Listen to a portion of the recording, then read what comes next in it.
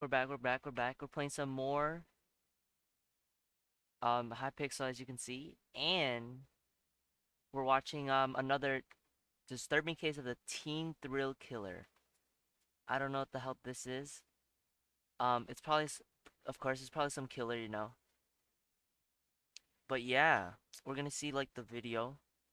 It's an hour and 13 minutes or longer than that.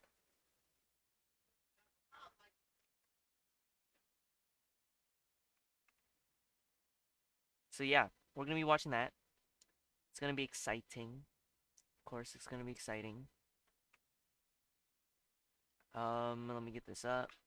All right, and there's also a Jacobs contest in like a couple minutes, or a couple seconds, or a couple minutes actually, 2 minutes. We're just gonna start this. We're just gonna start The this. following interrogation footage has So never yeah, been seen before. exciting. Grandma. Oh my God.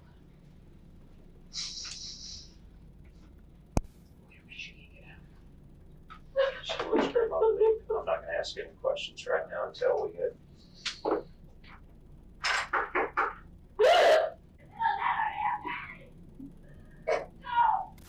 What would make a grandmother emotionally break down like that? For Karen Brooke, Give me a second, boys.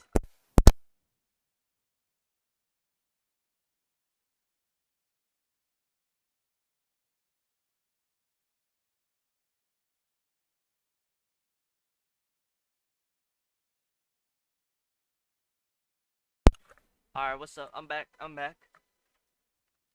All right, a minute. it was the All right, let's murder her continue. 15-year-old granddaughter, Alyssa Bustamante, just confessed to. If you had to describe Alyssa Bustamante's childhood with a single word, it would undoubtedly be tragic. According to case documents, Alyssa confided in a mental health professional that she had been subjected to severe mistreatment at a young age. The resulting trauma led to Alyssa being diagnosed with post-traumatic stress disorder, and the doctor stated she developed an abhorrence for violence. She'd been the result of a teenage pregnancy, as her mother, Michelle, was only 15 years old when she was born. Though her grandparents were excited to have grandchildren, Alyssa's parents, Michelle and Caesar, weren't prepared for parenthood. It wasn't long before Alyssa was joined by 3 younger siblings, twin brothers, and a sister named Emma. The children grew up in a turbulent household. Cesar Bustamante was eventually charged with 3 counts of assault and was sentenced to serve 3 concurrent prison terms. There was no stability for Alyssa, her brothers, and sister, and they were often evicted, forcing them to constantly pack up and move. Michelle's parents, Karen and Gary Brooke, stepped in to help take care of the children. However, they soon found that many of their efforts, such as sending food to the family and visiting, were all in vain. Eventually, they realized that there was only one thing they could do that would truly make a difference in the children's lives. The grandparents decided to campaign for full Yo, what's custody up, of Luca? What's up, Alyssa Luca? How you and her doing? siblings. When they gained full custody What's of the up? children, Alyssa was about 8 years old. We're watching this Living with her documentary while grandparents I offered her farm. Of stability for the course. first time in her life, but Alyssa had already been exposed to I'm far too good. I'm much. good. Seeking a new start, Alyssa's grandparents moved the family to the small town of St. Martin's, Missouri, where they bought a nice home on a large piece of land. Right away, the twin boys and Emma flourished in their new location, but What you Alyssa up seemed to to, have Luca? What difficulty you up to? adjusting. It was in this small town of just over 1,000 What you people, doing right where now? everyone knows everyone, that Alyssa's gruesome crime would devastate all who lived there. It was Wednesday, October 21st, 2009, when Alyssa's younger sister, Emma Bustamante, now 6 years old, knocked on the Oltons' front door. She wanted 9-year-old Elizabeth Olton to come out and play. The Bustamantes and Oltons only lived 4 houses down from each other, and the 2 young girls would often play at each other's houses. But on this particular day, Elizabeth would never make it home. Oh. Elizabeth Olton was a typical girly girl. Before Emma showed up at Elizabeth's house, she'd been excitedly practicing her lines at the dining room table for an upcoming musical, Noteworthy. Elizabeth's mother, Patty, said she couldn't go play at first. Dinner would be ready soon. but the girls begged her enough for her to finally give in. Damn. Patty gave her daughter clear instructions to be home by 6 p.m. when the sun would You're doing nearly be nothing, you're gonna set in come late on Skyblock October. though. Okay, And Patty okay. trusted that Elizabeth would come home, I'm doing since the some fourth Jacob's grader was contest terrified right of now, the and dark. let's hope that I get Emma and gold. Elizabeth played board games and hopscotch in the Bustamante driveway. Eventually, Elizabeth told Emma that she needed to go home. Emma stood on the big rock by her driveway and watched her friend begin her walk home. However, she didn't stay to see if Oh God, Elizabeth I'm made not it all getting the way gold. I'm home not getting safely. gold. Emma was later I do asked have by elephant tech, investigators if though. I don't know Elizabeth might have why. walked through the woods to get home, but she was adamant that they never went in the woods. Emma continued playing outside, though she didn't know for how long. At some Ooh, I point, she don't think I'm lost a getting hair gold tie in the on thorns carrot. by her That's driveway, tough. and when she tried to Well, that's retrieve fine. it, she I just scratched need the her hand collection and her for foot the got stuck. this Emma said she yelled until service Alyssa came thingamabob. to help her, claiming Alyssa had been in the house and heard her through an open window. As Alyssa helped her out of the thorns, Emma noticed a spot of blood on the thigh of Alyssa's pants. She asked her sister about it, who explained it away by saying she had her period. Alyssa made her little sister promise not to tell anyone about the blood. Oh. When 6 p.m. passed, Elizabeth hadn't returned home. Worried, Patty called Elizabeth's cell phone over and over, but there was no answer. No answers. Patty then called Emma's grandmother, Karen, to ask if Elizabeth was still at their house. Karen told her that Elizabeth had never even been to the home and wasn't even aware that the girls had been playing. She hung up and immediately called the police. Authorities began their investigation by interviewing the last known person God. Elizabeth was with, Emma Bustamante. Emma described playing with Elizabeth from approximately 5 to 6 p.m. before Elizabeth left for home. Grandma Karen sat in the room during this questioning, Emma continually glancing at her as she answered the investigators' questions. There was one detail Emma gave that struck investigators as odd: the bloodstain she spotted on Alyssa's pants. Karen seemed removed from the interview, but toward the end she stated, "We just want the truth to come out, whatever it is." Yo, By 10 what's up, p.m., Nightmare? What's word up, of the Nightmare? How you missing doing, Nightmare? 9-year-old spread through What's this up? small town, and What's hundreds up, of Nightmare? Well, residents I'm came doing out in play some support of good the old Olton family Skyblock. to search for little Elizabeth. And then we're watching this thing When they had searched the whole neighborhood, as well as the woods, and turned up nothing, law enforcement decided to ping Elizabeth's cell phone and found that it led back to the 60 acres of woods behind her home. Volunteers then made a strange discovery: a hole in the woods in the shape of a grave. Whoa. As the forensics team began to process the scene, the FBI began interviewing Alyssa. For reasons that are still unknown, they brought her to the hole where Alyssa admitted something You're odd. good. I'm good. She dug Thanks the for hole. asking. When questioned why exactly she dug it, she said she just likes digging holes and would bury dead animals when she found them. Strangely, the hole ended up being empty, but investigators knew something was very off with Alyssa. Oh. They then conducted a search of her room and discovered a shocking key piece of evidence, one that they would wait to confront Alyssa with until her videotaped interrogation. This led to the most dramatic meltdown in any interrogation we've analyzed yet. Oh, I Huh? Close to getting gold. Yeah, right. So if you don't mind, if I sit here so I can write, because I'm going to be taking a lot of notes. So. Okay. It's important to note that when a person is brought in for interrogation, law enforcement have likely developed a reasonable suspicion that the person is involved in the crime. Karen accompanied Alyssa in the interrogation room. Going in, she fully believed Alyssa was innocent. She was in for the shock of her life as the truth began to unfold right before her eyes. Walk me through exactly what happened. We didn't go to seminary that day, right? Okay, so I woke up and I got ready and I went out to go get the bus, but I missed the bus because it doesn't usually pick me up. Okay. So I went back to the house and my grandpa gave me a ride to school. So I went to school. Okay. And I was there all day. And then I came home on the bus and I got home around 3. Nightmare asking me. My day No, was good. 4. My day was good. 3:30. She looks 3:30, emo. 4. Yeah, she does. No cap. She I does. get home around then. And I just hung out in my room for a little while. And then I went for a walk around 5, 4:35, something like that. She is feigning ignorance, commonly referred to as playing dumb. I was just walking around in the forest for a while. And I was supposed to take my little sister with me, but I ditched her because she's annoying. Okay. She's And I was just walking around okay, in the buddy. forest, and then for about an hour, I came back around 5:36ish, and I went up in my room, and I heard like yelling. So I went outside, and she was down in the ditch area. She was stuck in thorn bushes. So I went down there, and I helped her out. And she asked me That's good. Yep. why Yep. I was bleeding, because I found out on my period. And yeah, don't tell anyone that. And so we went out there, and my brother and Anthony were asking about because she was supposed to be at home or something. Okay. And I didn't really think much of it, so we just went back to the house. Alyssa nonchalantly shrugs her right shoulder.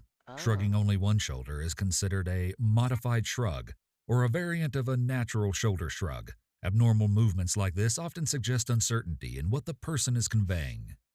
She leans to her left, an additional nonverbal display of discomfort. The interrogator is in the position of power, blocking the only exit. Although she initially appeared comfortable, Bustamante is now attempting to regain her power in a position of powerlessness. And then started to get ready to go to church, because we have Wednesday night activities. Okay. And he came, and he was patting on the door, and he was like, "Do you know where Elizabeth is?" Because he couldn't find her. She begins to nod her head as she speaks. This does not align with her baseline pattern of nonverbal behavior. Something is off. Although we can only speculate, this may serve as a self-pacifying behavior. Bustamante is assuring herself that what she says is believable. Alternatively, Bustamante's head movements could be a conscious or subconscious manipulative nonverbal meant to spur agreement and empathy in the interrogator. And that's when things started to get, people were That's like, even more sus on her. Like, where is she? These people Continue are to observe all the nonverbal indicators of discomfort that we mentioned previously, but take note of contrasts. We ended up going to church, and I don't know, a lot of stuff happened while we were there, because it's from 7 to 8:15-ish. And when we came back, there was 3 sheriff cars in our property, and there was people out searching everywhere. And that's pretty much it. I went to sleep after that. Okay. Bustamante says, here. She does not use this consistently throughout the interrogation. This reminds it is you not of the one of her little sugar baseline cane tendencies. battle we had. Yes, because she does not definitely. regularly say, this moment is worth But noting. I won. It's also interesting to note that Alyssa uses what is known Ultimately, as an exclusion qualifier when she states, I totally that's won. pretty much it. According to the retired CIA interrogator, Philip Houston, an exclusion qualifier is defined as being a tactic that enables people who want to withhold certain information to answer your question truthfully without releasing that information. Examples of exclusion qualifiers include statements such as, not really, fundamentally, for the most part, probably, and so on. That's pretty much it. I went to sleep after that. By stating that's pretty much it, she's technically being truthful, Yeah, because you but went, only by you were leaving home out for a key month, yes. details and withholding information, specifically out the murder in of Elizabeth Fuck. Olton. When the I forgot CIA what is that place is interrogating called. an It's next individual, to they mountains. conduct both body language and statement analysis. Next to mountains. They look yes, for geez, clusters I of 3 or definitely know. more indicators that occur in either quick succession or all at once.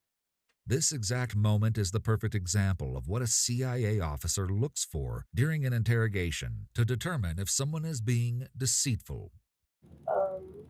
That's pretty much it. I went to sleep after that. When Alyssa states that's pretty much it, That's there pretty are much it. 4 indicators that occur within just a few seconds. The aforementioned a half shrug of the shoulder, shaking of the head, and then nodding the head. Damn. Note how she shakes her head no as she states, that's pretty much it. That's pretty much it. This is known as incongruent body language. Though of course, you always want to look for clusters. This particular moment is significant as it's paired with other indicators, including statement analysis. Alyssa employs the exclusion qualifier multiple times throughout the interrogation. See if you can spot the other moments where she employs this tactic and post the timestamps in the comments. We gonna just see Alyssa it. gives Officer David Rice the outline of her movements on Wednesday the 21st. But She's two shaking things her become head, clear moving her during hair. this retelling of events. Alyssa had come into contact with Elizabeth Olten on the day she went missing, and Alyssa unwittingly places herself in the woods where Elizabeth's cell phone last It's pinged located. and where eventually they'll find Elizabeth. This confirms opportunity and the place for the crime to take place, but Alyssa's demeanor comes across as calm and confident. Now, you have a boyfriend. I do. Okay, what's his name? His name's Dustin. Okay. Do you know, has anybody talked to him about any of this? Or I'm pretty still sure he's shaking an her head. idiot. okay. Alyssa's boyfriend had been interviewed by law enforcement, and when the interview opens, we see him biting his nails and looking nervous.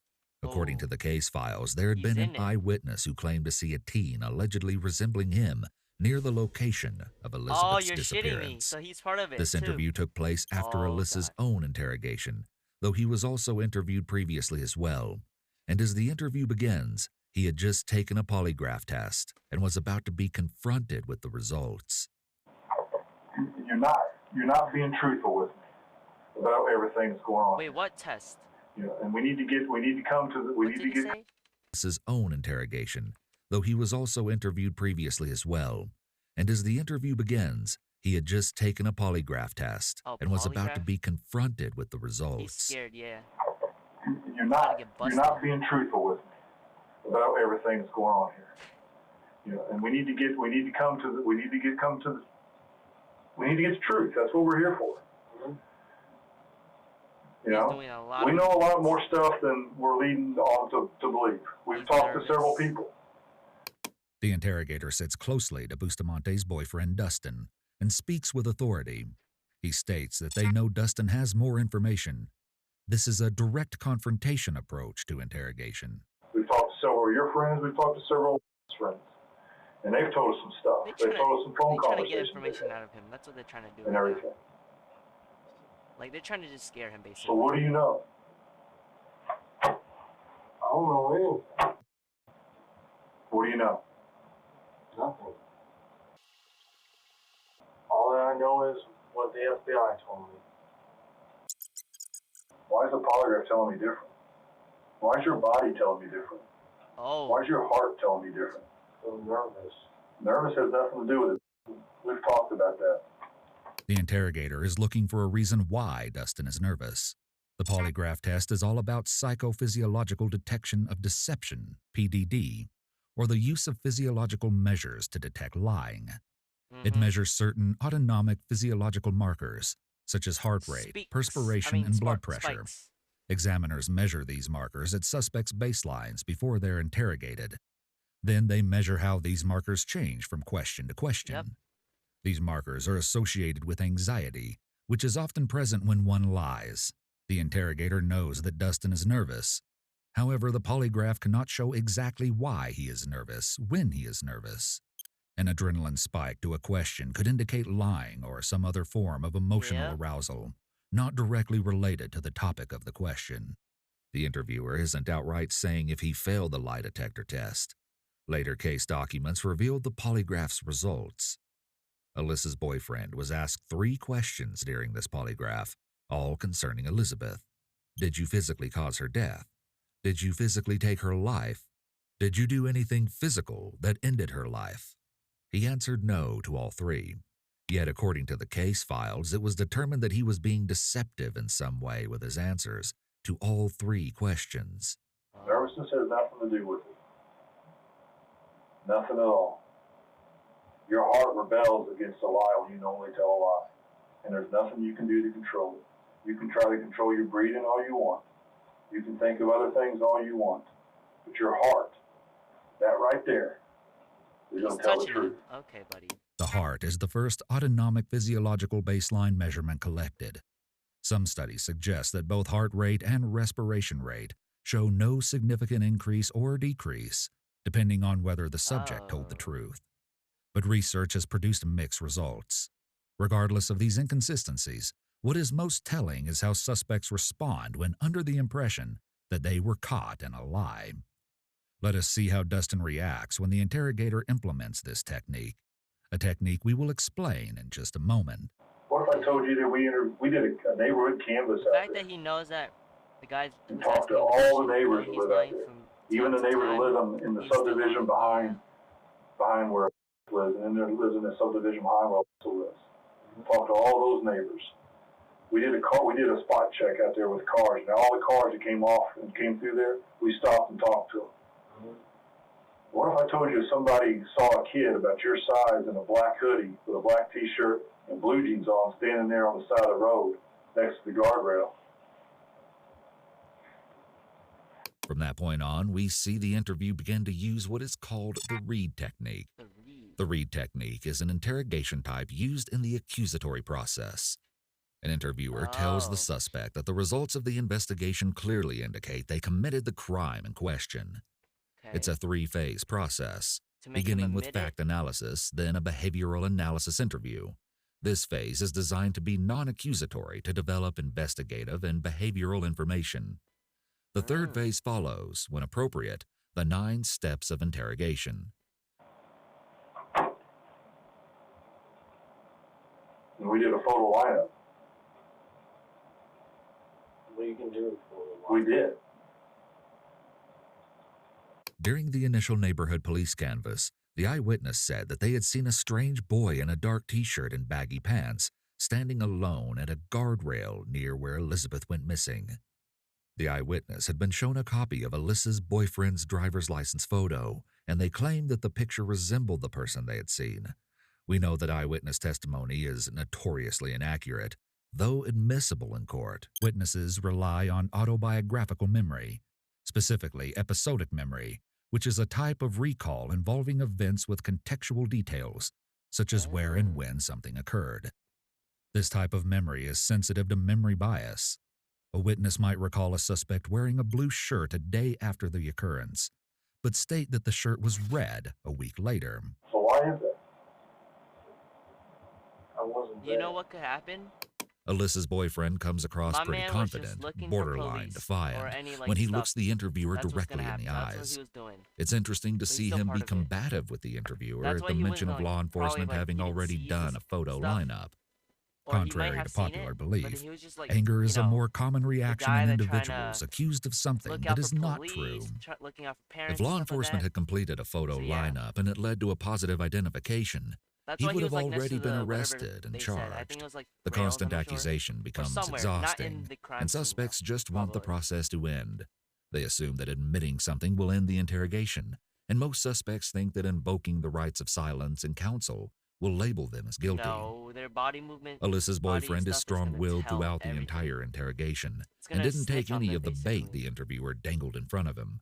That's what's After gonna he is happen. questioned by the interrogator in the video, he's then questioned by Sergeant Rice. It was then that he confirmed the investigator's suspicions all along. He had been hiding something. Exactly. What did she tell you? She told me that she killed it. Oh, look at that. Told you that she killed her. She told you that she strangled her. And what else? Cut her. She didn't get into detail with that. She just said strangle She just her. had and strangled cut her and cut her. Ooh. On October 22nd, Alyssa had gone to his house and told him about the crime she'd committed just the day before. He denied having ever been involved in the crime and said he wasn't present when it happened. So why had he lied? You haven't said it. She's scared of what? Once she ever found out that I gave away information that got her locked up, when she, like, I have a family, and she finds out where I live because she's obsessed about it and kills everybody. What if she gets out on bail like and a she gold finds puzzle. out a way how to take off her ankle bracelet, and she comes and kills me in my sleep and my mom, and then finds out where my sister lives and kills her. Wait, that was his sister? Scared of. That's kind of fucked up how my man's hiding it, if it was.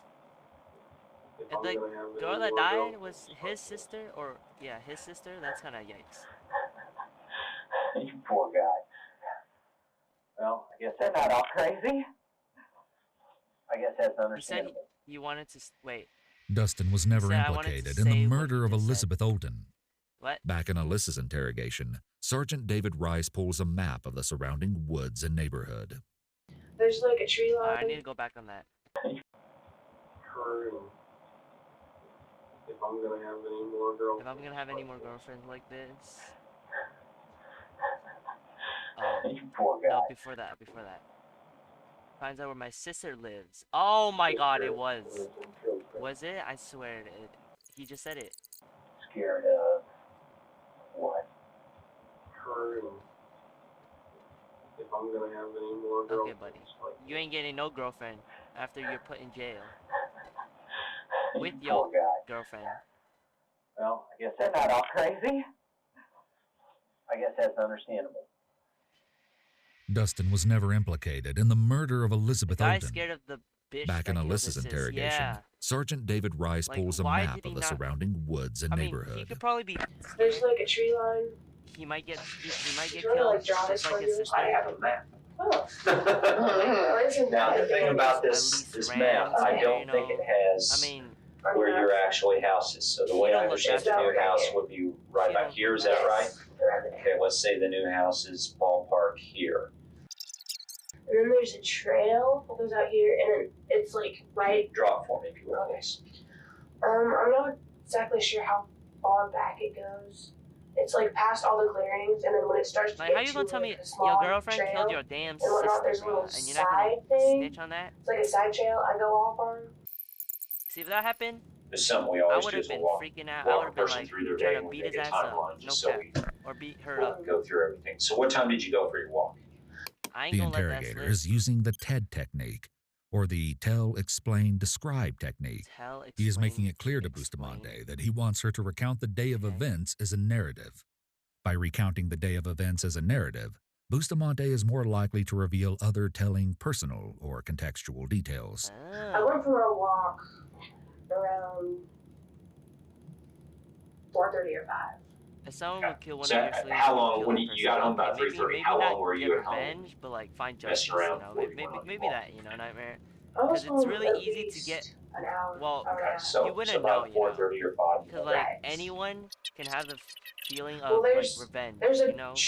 I believe that this little line here is the trail. Or So something. I don't know, you know. But, like, Did you go out all this way over Anything here? could happen. And then where'd you go from here? You could feel I just kept totally following revenge, the, just wanting to kill that where does it person, go no from your justice, show? just killing that person. The you know, interrogator stuff like speaks that. more rapidly and presses Bustamante for an answer. During this portion of the interrogation, Bustamante has displayed You never many know until it disruptions in happens. speech, frequently saying and like, it's and altering not her the vocal not the intonation. cutting, bro. Not the cutting. it Ballpark. goes like it Like, does some turns and whatnot, but it's a pretty easy path to follow. It's like Okay. a road path. Well, I mean, show me what, does it loop back around then? No, it doesn't loop. It like goes Like- this way, I think. Okay, and then what'd you do? And then there was a pasture. I just hung out at the creek. And then what'd you do? I came back. Then you walk back? Yes, And then what'd you do? I went home. She draws out the I and ends by saying home with an upward inflection. I went home. This is what linguists would say. 1. Upward inflections that's are like a used when question. asking questions. When she said that Bustamante home, lacks it's like a confidence. question. 2. Drawing out words conveys a double meaning, but the statement is not implicative, or not meant to convey a double meaning. Put together, her underlying communication is, I am not confident in what I am saying, and what I am saying is in conflict with what I am thinking. Oh. As we move forward, listen for these subtle cues. Sometimes it is not just one word, but a All right, time to combination go of some- words that time to tell do the some true story. fishing. How long did that take you to do? It takes about. How long were you on your walk? That's what I'm asking. Walk? It's about 15 or 20 minutes, I believe. Right, Grandma? It's the first cow pasture we went to when we took Princess with us. It's been a long time Yeah, since I don't Okay. know. It's How long were you gone that day on your walk? I was gone for about Oh wait, an I need to hour. get another. Okay, so account. you were gone about an hour. Mhm. When you walked up there, the cow pasture, what were you doing up there? I was just, enjoying nature, taking a walk. Alyssa happily draws the path she took on her walk for Sergeant Rice, which confirms her knowledge of the surrounding woods. She recounts her day again. Actually, you know what I can do? Suspects are typically asked to repeat their story several times so Actually, I that law want to get enforcement some can look money, for though. inconsistencies I or need to for get an information that alt only the account. Alright, give me perpetrator a of a second, let me get crime an would alt know. account. We went to church and just did the activities till 8, came back, and everything was crazy. So you got back at 8, and then, I mean, what did they tell you? What? Okay. Well, they were like, yeah, there's 3 sheriffs here. People were out searching for her. They can't find her. They just And said she was they missing? they were like questioning me about the day. They didn't actually question me that day though, because I went up to take a shower. And then they just left. Oh, shower. Why are you taking a shower? Because you're trying to hide the blood? They just told you it was missing. It's kind of sus. Yes. Yeah. How did that make you feel? I didn't think it would happen. The interrogator asks how it made Bustamante feel, and she responds No, cognitively, I clicked on explaining what she thought instead of how she felt. It is easier to describe thoughts than emotions for individuals who struggle to identify emotions. It could be reasonably assumed that Bustamante is emotionally stunted in certain but not That's sus all as ways. hell. Yep. Like, things like this don't happen to you, Even though she says that she didn't think something like this, a little girl going missing, could happen in St. Martin's, Missouri, she doesn't seem too concerned or shocked or surprised. The investigator then asks what Alyssa knows about Elizabeth. Tell me about Well, I'm gonna just leave it like how it is, she's 9. Okay. I don't really know that much about her either. I mean, tell me what you do know about her. Okay. What I want She to find can out really is swim. why did she She's kill kind her? of girly, like not The like, fuck? naturistic. Is she not a girl that you just? Never mind. She This can girl is be actually annoying. dumb. Okay. Okay. Well, there's been, there were some folks out there out in the forest, I guess, digging some holes or looking at some holes. Oh god, did I just crash? Yeah, I guess I didn't. they had said that you like to go out there and dig holes. So, I'm Holes going to found have to ask you some in stuff about forest. yourself. Okay. Oh. Because, obviously that plays in there if they were looking holes and you're out there in the forest and that sort of thing. So, I guess just tell me a little bit about yourself so I understand where all this is coming from. I really like nature, animals, being outside. Being outside. It's just, nature. Damn, she really sounded like a bitch. And I get bored really easily, and I'm entertained really easily. Okay. So, digging holes is just something to do. Alyssa keeps this explanation casual and surface level. It sounds like digging holes is genuinely a hobby for her, which doesn't seem too odd given the fact she's a teenage girl in a small town with probably not a lot to do. But at the same time, it's still interesting to note. She mentions that her brothers and her dig holes all the time, sometimes near their home, sometimes out in the woods. Okay. You just like to dig holes? And I like to climb trees. Okay. And I bury dead animals that I find because I believe it's respectful to them. Okay. Okay. It almost seems like Alyssa is beginning to understand where the direction of questioning is starting to head. Yet her behavior remains calm. David Rice, as the main interviewer, is playing everything very casual. He makes it seem like he's on her side and doesn't believe she has anything to do with Elizabeth Olton Gold. Sounds like digging still is genuinely a hobby for her, that her brother, which doesn't seem too odd given the fact. Where? If she does, that's gonna kill me, bro. Like. Wait, where? She has a post that? No, that's not. She's a teenage girl in a small town with probably not a lot to do. But at the same time, it's still interesting to note. She mentions that her brothers and her dig holes all the time, sometimes near their home, sometimes out in the woods. Okay. You just like to dig holes? Alright. And I like to climb trees. That's okay. weird. And I bury dead animals that I find because I believe it's respectful. What? Okay. Okay. Oh. It almost seems like Alyssa is beginning to understand where the direction of questioning is starting to head. Yet her behavior remains calm. Oh no. David Rice, as the main interviewer, is playing everything very casual. Oh god. He makes it seem like he's on her side and doesn't don't see believe this she thing. has anything to do with Elizabeth. Give me a second. Let me. Because I have Bad Lion and my other freaking thing open right now. It's insane. I have 2 Minecrafts open right now. Does it kill my computer? Definitely will. Definitely will. Oh my god.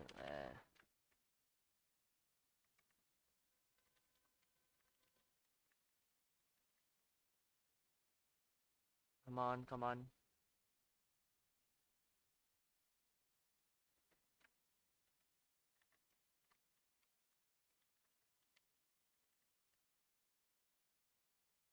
Okay, there we go.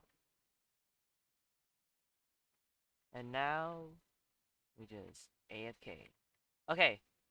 So, like I was doing, why do I have 2 Minecrafts open? Because so I can like regenerate my carrots With while Olden doing going some missing. worm fishing. What kind of holes do you Yeah. dig?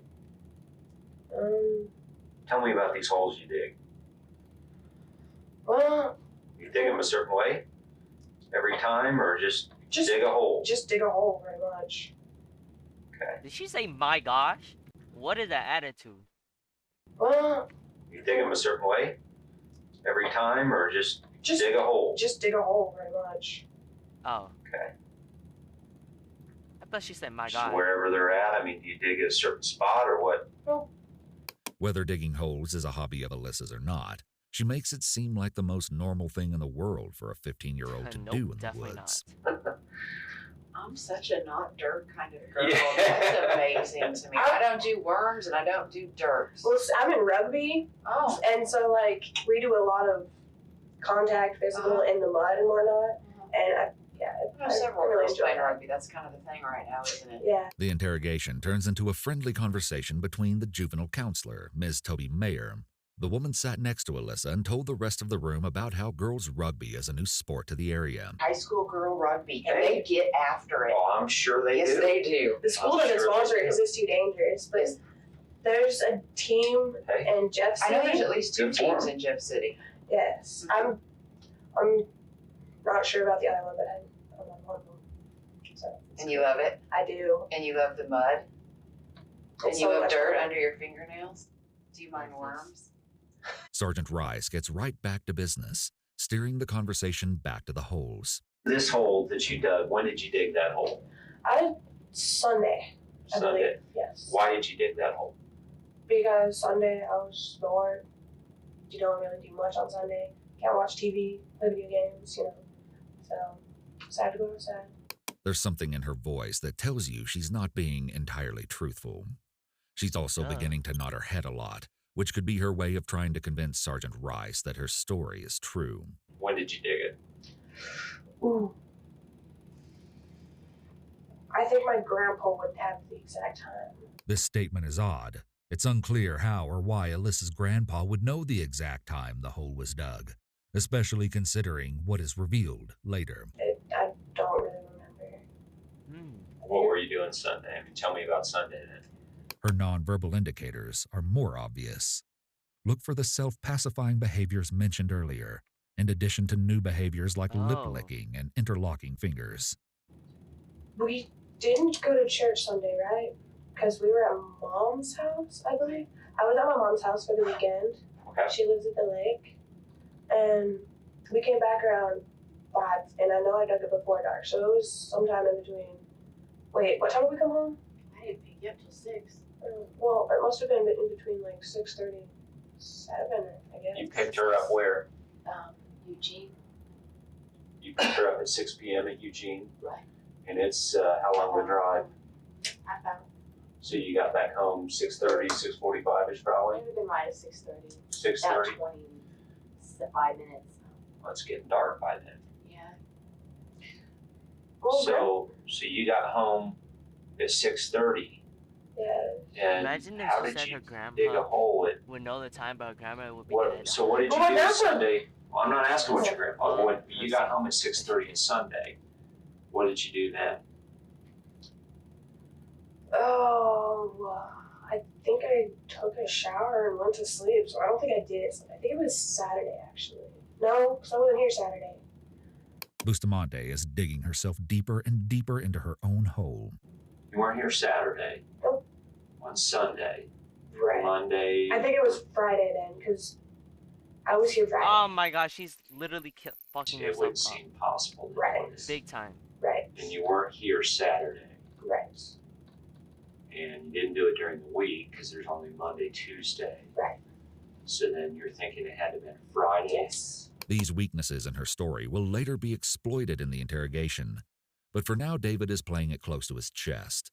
He's aware her story is changing, and it seems like Alyssa is also realizing that her story is starting to fall apart. Okay, so tell me about Friday. Do you remember Friday? Did you go to school on Friday? We didn't have school Friday. No school on So Friday. I got up around like noon. Okay. Ish. So were Grandma and Grandpa home on Friday?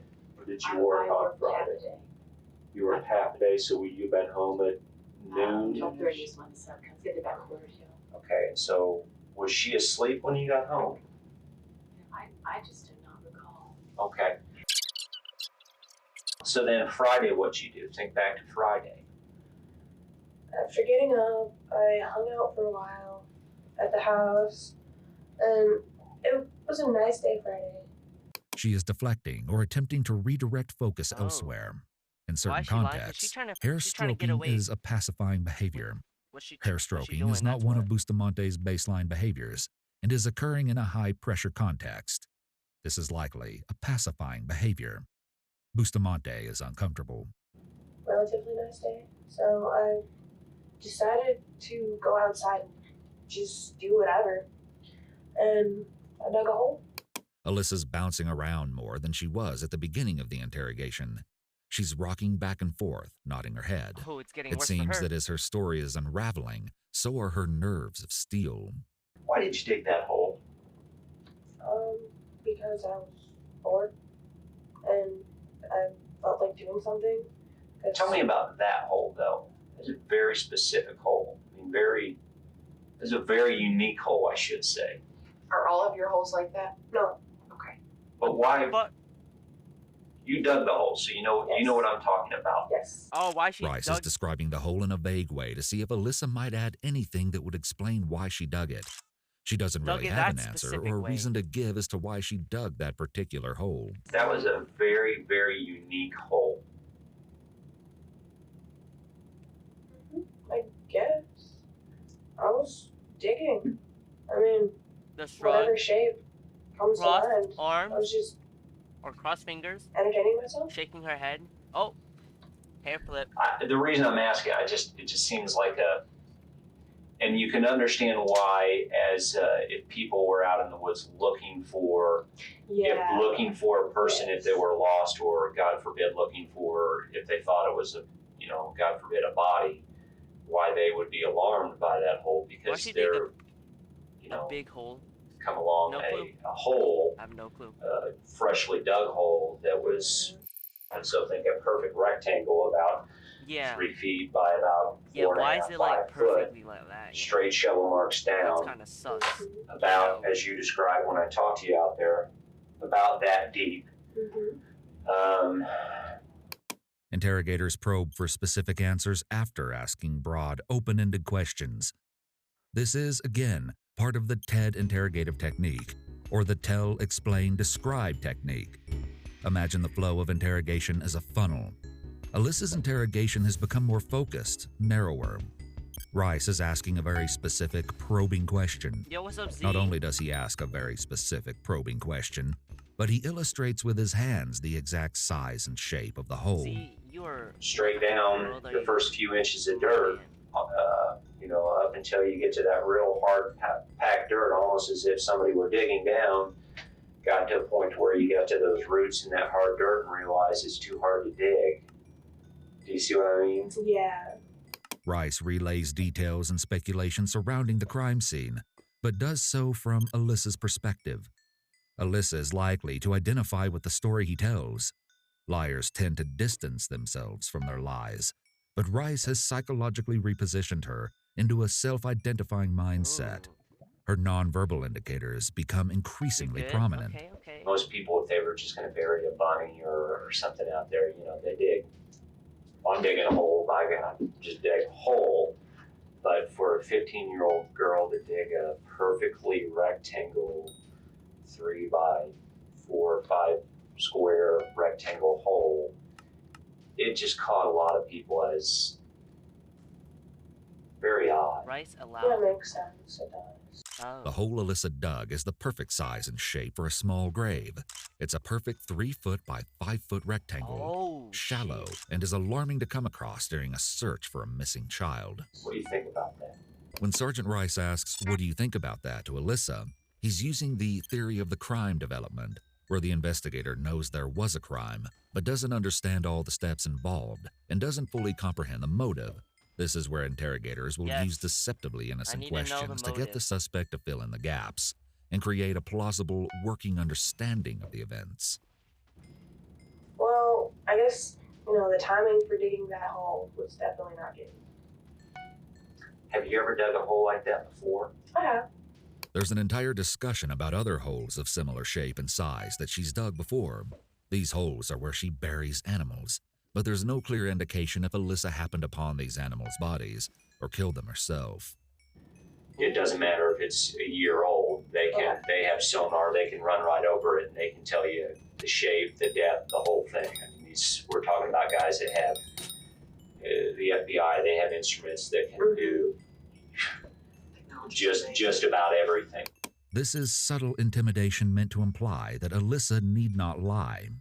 Have you dug a hole like this before then, or is this the first time? It's not completely like this, but it's like Just say kinda the truth. like This isn't gonna be a lot that. easier. It is definitely Okay. gonna be a So lot this- big easier. enough for a shoebox. If you do admit Okay, the but this truth. is the first time of that size. Yes. If you just keep arguing and not admitting it, Okay. But what you're just about gonna, the big it's gonna round give you ones that worse. kept falling in, and I mean, they're deep. And I was getting funny because, did you guys quit doing this? Because they're dangerous. And we used to ride our horses up there, and I could break Sure. a leg. I mean, they're huge. Okay. There's like 3 or 4 of them. Yeah. Are you This digging, is on our property. digging pits for what? I don't know. It was entertaining. Big shrug. Okay. And we like to make traps just occasionally, you know, put some sticks over it and some leaves. Yeah, we For you to break a leg. we pull them in, yeah. Well, if they have horses, that's not a good idea, Liz. Well, we don't ride our horses You up know, there. I was gonna say, you know, if a horse breaks its Right, leg, what right. happens? I know, but Yeah. we didn't do that. We can ride our horses up there. We, ride Well, we horses. used to. We haven't. We used to, but we don't. You have horses. You have horses. I do. Feels They're like not your grandma rectangle. knows about it. Big round ones. Yeah. I don't know what that matters. Okay. Did ever go on walks with you in the woods? Nope. The questions asked here are entrapment questions, and if any inconsistencies are found, the suspect's statements would be treated as lies. This type of questioning places additional pressure on the suspect as the interrogation continues. I've I know never you seen said her. she was a girly girl. Yeah, I've but- never seen her in the woods. Okay. I mean, did you ever take her on walks in the woods or anything like that? When I go on walks, I like to go by myself. Okay. Here we see a clear inconsistency in what Alyssa is saying and what her body is saying. Oh. When asked if she has ever gone on walks with Elizabeth in the woods, Alyssa states, nope. No. Her head movement transitions from side to side to up and down. Alyssa's body tells a different story. What do you know about all of this so far? Obviously, unfortunately, your poor family's been thrown in the middle of this. His additional comments, such as, "Your poor family has been thrown into the middle of this," relay that he feels sympathy for Alyssa and her family, Oh. however false that sympathy might be. What do you know about this whole investigation or mess? She's still missing. They're out looking for her. They don't want more volunteers. There's no volunteers so far. This is really big. They've had helicopters Yeah, they have. searching as well. And I don't know, that's pretty much what I know. As noted previously, she responds cognitively rather than from a place of feeling. She doesn't have much to say about her family when Toby and Sergeant Rice start empathizing with what Elizabeth's family must be feeling. And interestingly, her face falls into a neutral expression, and she stays silent. It's very sad for her. Yeah, Could you her- imagine if it was missing? God, it would be awful. Yeah, and her mom, her family has. Yeah. I mean, that's I'm why sure they're her making mom's such a big deal about this. I Yeah. mean, can you, like you said, I mean, you can came understand why all this thundering is down going the on. stairs when was screaming outside. I She mean, can I do better just than can't. this. Yeah, staying silent with I know. natural I've got expression. kids, so I can't Mhm. even imagine. What do you think happened to Elizabeth? Sergeant Rice moves into opinion questions now. Many interrogation questions are closed, meaning they warrant a yes or no response or elicit a single Now it's an fact or piece of explanation. information. Opinion questions are open-ended. Interrogation studies have shown that open-ended questions will get all suspects to talk longer and to be more likely to divulge incriminating evidence without even realizing it. Damn. Well, I really don't think she would run away because she's 9. And the way that they've been searching for 2 days, never got any sign of her. So I think that maybe someone kidnapped her or something. Oh. It's a terrible thing. I don't know what else to assume. Innocent individuals might be more likely to mention that they don't know. Guilty individuals might feel more compelled to provide an explanation that doesn't fit with the crime they committed. We see this as Alyssa evades the topic of murder. Would she have easily been lured into a car? What Was she that that kind of loud girl? as I hell? don't know anything about her. Would she? I mean, would she have been like with a kitten? I mean, Maybe. You'd have to ask her mom about sure. Do you think somebody did something to her? I mean, is that? That seems most likely because I don't think she'd be the kind of person that would like hide or stay out all night or anything like that. Yeah. Is there anybody in that area you can think of that would? Another hair flip? That comes to mind. She doesn't know what you people would would think do of that this would day, these days. that would do Yeah, that. they would Is there literally anybody go that deep. knowing your neighbors that you would? No. Rice baits Alyssa to place blame. Guilty suspects commonly deflect and offer helpful explanations, as Alyssa does here. But there is a lot of cars that drive down that highway. Okay, just a few opinion questions. I'm just asking your opinion because. What follows are loaded questions. Here is the first one broken down. What type of person do you think would do this sort of thing to a 9-year-old girl? Oh. 1. It's assumptive. It assumes that someone did something to Elizabeth. 2. It's vague. It assumes that someone did something but doesn't specify what that something is. 3. Use of this versus that. This is used as a definite article. In grammar, the function of a definite article is to imply but not state what is being referred to. In other words, this is used in such a way that the speaker is assuming that the listener knows what this is. Further, this implies that something is closer to the listener, whereas that implies that something is further away. 4. Use of 9-year-old girl. This is distancing language, or language that creates psychological distance from the main topic of discussion, i.e., use of that versus my. Up until this point, they've referred to Elizabeth by name. It also calls attention to Elizabeth's vulnerability. 5. It's a mirror.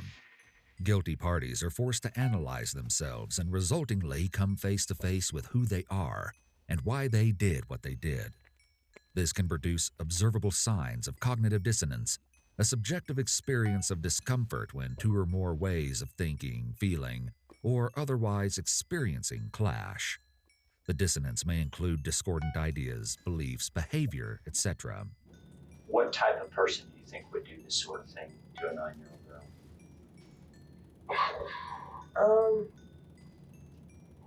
A sick person, like someone that, I don't know, can put down all their morals and just take a 9-year-old girl. Alyssa pauses, stutters, and struggles to get the words out. She's looking in the mirror. She parrots Rice, 9-year-old girl, using a parallel tone and inflection. Sociopaths and psychopaths hide in plain sight by observing and mimicking the mannerisms and behaviors of those around them. The word "this" served as a placeholder. Whatever Alyssa said would represent what she knew this to be, but Alyssa evaded this trap. She could have filled that placeholder with "kill," but she filled it with "take." On the other hand, this could be seen as a slip-up, as Alyssa did technically take Elizabeth into the woods. Oh. Whenever we find out what happened to her, if somebody did something to her, what do you think should happen to them? She better I think they sentence should herself. Get Convicted. well, yeah, because all the trouble that they cause and stuff on it. Alyssa is faced with her fate. We can see and hear her cognitive dissonance in her ums, pauses, and nonverbals, which all indicate discomfort. There are many areas in which Alyssa could slip up and incriminate herself. For instance, she could use possessive language, say I instead of they. She may be aware of this, suggestive from her halting breaks in speech. The next questions that follow are direct and straight to the point, even though he prefaces that he asks everybody these questions. I'm going to ask you because I ask everybody. Mm-hmm. Did you do anything to? No. Did you cause her That's disappearance? direct confrontation. Did you kill her? No. Okay. Do you know where she's at right now? No. Okay. Alyssa's responses may seem convincing. She says no with conviction, appearing to shake her head back and forth in tandem. We covered that inconsistencies between verbal and nonverbal behaviors imply lying. So why do Alyssa's verbal and nonverbal behaviors appear consistent with one another?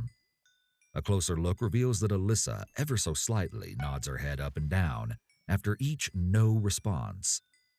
Incongruent head movements are more often subtle, as we see with Alyssa, than exaggerated. Directly following the big question, did you Can you kill go a little bit Elizabeth? back? Alyssa Yeah, says sure. no. Alyssa is faced with her fate. We can see and hear her cognitive dissonance in her ums, pauses, and nonverbals, which all indicate discomfort. There are many areas in which Alyssa could slip up and incriminate herself. For instance, she could use possessive language, say I instead of they. She may be aware of this, suggestive from her halting breaks in speech. The next questions that follow are direct and straight to the point, even though he prefaces that he asks everybody these questions. Yeah. I'm going to ask you because I ask everybody. Mm-hmm. Did you do anything to? Elizabeth. Did you cause her disappearance? No. Did you kill her? No. Okay. Do you know where she's at right now? No. No. Alyssa's spinning her head. responses may seem convincing. She says no with conviction, Like she goes from appearing no to to shake her like, head back and forth in yes. tandem. We covered that inconsistencies between verbal and nonverbal behaviors imply lying. So why do Alyssa's verbal and nonverbal behaviors appear consistent with one another? A closer look reveals that Alyssa ever so slightly nods her head up and down after each no response. Incongruent head movements are more often subtle, as we see with Alyssa, than exaggerated. Directly following the big question, did you kill Elizabeth? Alyssa says no, and begins to shake her head back and forth, but stops halfway. She's not committed to what she's saying. I may have, I'm new to this, but, so, was playing with, That's my understanding. and when was that? They were sometime after I had gone in the forest, because I guess I just decided to go over here with Over them. M. After you ran away, she went to find somebody new to play with. Mm-hmm. Can I go to the bathroom? Oh, yeah, go ahead. Do I need to stop? Yes. Yeah. You okay? Let us out. Do you No, need to go to the I didn't know the doors were Do you locked. need some water? Okay. You do. Okay. This is the time to know After body a movements. break in the interrogation, Alyssa sits quietly in the room alone. Rocking back and forth, as with other repetitive body movements, is a self-pacifying nonverbal behavior. Toby takes advantage of downtime to build rapport with Alyssa. Who's on your room, too?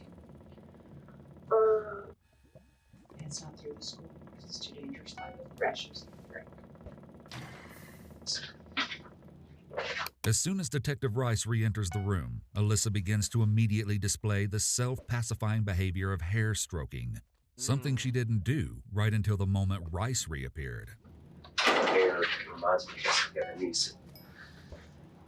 Just like her. All I'm good. Okay, everybody good? Everybody good on drinks and everything? So, Alyssa sits expressionless as Rice and Toby exchange lighthearted small talk. you know, I used to talk to my parents, you know, when they said, you know, I grew up listening, you know, we didn't have a TV, we had a radio. And I'm like, God, you didn't have a television? You didn't have the internet? Sergeant Rice asks about Elizabeth Olten's cell phone and tells Alyssa that law enforcement knows Elizabeth had her phone at the time of her disappearance. She's told that with the software available to law enforcement, they can find any cell phone anywhere on the planet. It's a simple scare tactic, but it's a way to say that any lies will be found out. Oh. Is there any reason at all that your fingerprints would be on that cell phone? No. Okay. So if that cell phone were processed, your fingerprints would not be on it. Right. Can you think of any reason why? Have you ever touched that cell phone? Have you ever held that cell phone? I mean, in the past, any time at all? Now, it's my understanding that did the FBI do a search or something of the house where you guys lived? Mm-hmm. Tell me about that. What was that all about? They searched our house, I guess, for any signs of, and they found stuff in my room, but not like evidence like that. They found like marijuana seeds and And you understand, I don't care about marijuana seeds or any of that. and they found Could care less. my medication. Don't care about that. Yeah. That's not what we're here about. Has ever been in the house? I mean, she's coming over to visit been in with the them. house, yes. Yeah, I assume if she's a neighbor girl, she's probably been over there, so not a big deal there. So you said they searched your room. Yes. Other than marijuana seeds and that sort of stuff, did they find anything? Nope. Okay, did they take anything? They took my sheet and Okay. a pillowcase, I think. Did they take anything else? I don't think so. I haven't really surveyed anything. Okay. Alright. Okay. Think they should Hold up, we need close. to go back. I wasn't paying attention. You didn't have a television? You didn't have the internet? Sergeant Rice asks about Elizabeth Olten's cell phone and tells Alyssa that law enforcement knows Elizabeth had her phone at the time of her disappearance. She's told that with the software available to law enforcement, they can find any cell phone anywhere on the planet. It's a simple scare tactic, but it's a way to say that any lies will be found out. Is there any reason at all that your fingerprints would be on that cell phone? Ooh. Okay. So if that cell phone were processed, your fingerprints would not be on it. Right. Can you think of any reason why? Have you ever touched that cell phone? Have you ever held that cell phone? I mean, in the past, any time at all? Now, it's my understanding that did the FBI do a search or something of the house where you guys lived? Mm-hmm. Tell me about that. What was that all about? She had blood they on. searched our house. I Wait, she guess, had for blood any signs of, on her bed sheets? Oh god. and they found stuff in my room, but not like evidence like that. They found like marijuana seeds and And you understand, I don't care about marijuana seeds or any of that. and they found Could care less. my medication. Don't care about that. Yeah. That's not what we're here about. Has ever been in the house? I mean, she's coming over to has visit been in with the them. house, yes. Yeah, I assume if she's a neighbor girl, she's probably been over there, so not a big deal there. So you said they searched your room. Yes. Other than marijuana seeds and that sort of stuff, did they find anything? Nope. Okay, did they take anything? They took my sheet and Okay. a pillowcase, I think. Did they take anything else? I don't think so. I haven't really surveyed anything. Okay. Okay. I think they should close. Oh, they took a pair of pants. Okay. And a diary. I mean, they gave us the list. It's not all coming to me what was on the list, but there's a long list. This moment is incredibly significant. Up until this point, Alyssa had no idea her diary was collected as evidence. I mean, they gave us the list. It's not all coming to me what was on the list, but there's a long list. Your diary. Okay. You ever gone through the diary? I've looked at some of it, yes. Oh. Did you know that? No. Does it make you angry? Oh, There was blood Probably. on her pillow cover. Private, God damn. personal thoughts, isn't it? mm-hmm. Alyssa's bedroom was anything but Oh, I ordinary see of it what now. you would expect That's for a not. That's 15-year-old not Jeff the girl. Killer. That's a Joker. The room was messy, with clothes thrown on the floor, but it was the bizarre writings all over her walls that caught investigators' attention, and a drawn figure with slash marks to their head and arms, with the name Emma, Alyssa's younger sister, written next to it. Oh. Some of these writings, including dark poems, were written in pen and marker, but others looked like they'd been written in blood. Letters and cards were taped up onto the walls What from the her hell? father, who was still in prison at the time, and on Alyssa's bed, hidden under a blanket, was her journal. She wrote down her thoughts and feelings like any normal Oh my god, teenage this girl, is the big but evidence. nothing could prepare the investigators for what else they would find inside. This The was the journal big was evidence filled with disturbing that they thoughts, said. including Alyssa's desire to burn a house down with a family inside. She wrote another entry which stated, "If I don't talk about it, I bottle it up, and when I explode, someone is going to die." Her last entry, dated Wednesday, October 21st, was the same day Patty Olton reported Elizabeth's disappearance to the police. Looks like Jeff the Killer. Alyssa had scribbled the words out in blue ink, thinking no one would ever figure out how to read them. Despite her efforts to cover up the entry, investigators were able to read the disturbing original writing.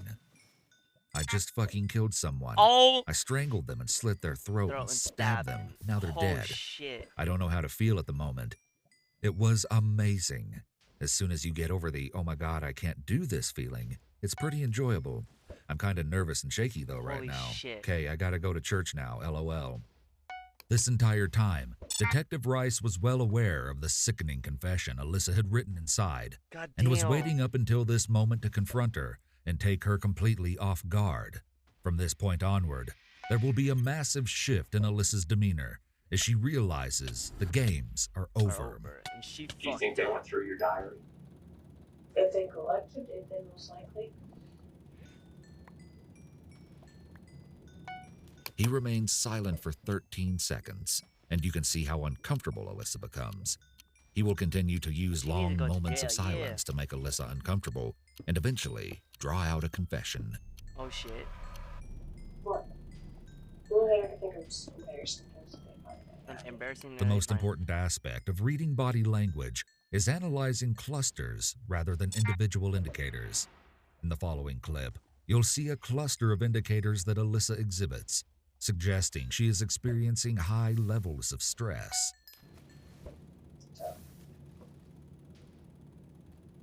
She smacks her lips, swallows, flips her hair.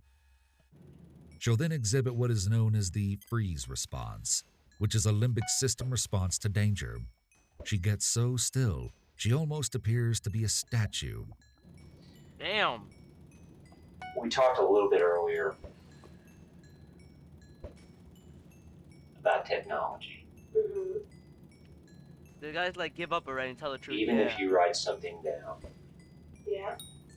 it doesn't matter. Let's say you write it down in pencil,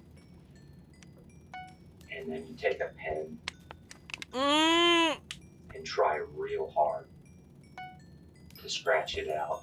Mm-hmm. That doesn't Oh, make it shit. go away. Okay. It's still there. Ah. And forensically, and actually you don't even need a whole lot of forensics. If you hold it up to a light, you can see what was written. Oh, this dumbass. And then when that's processed forensically, every word, every stroke is still there.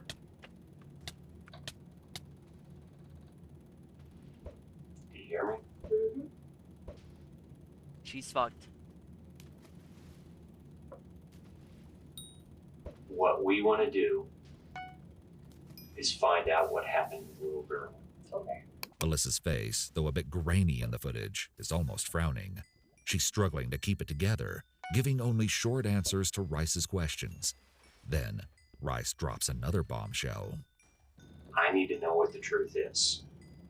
Okay. We have your diary. We've read your diary, Mm-hmm. including the last entry. Mm-hmm.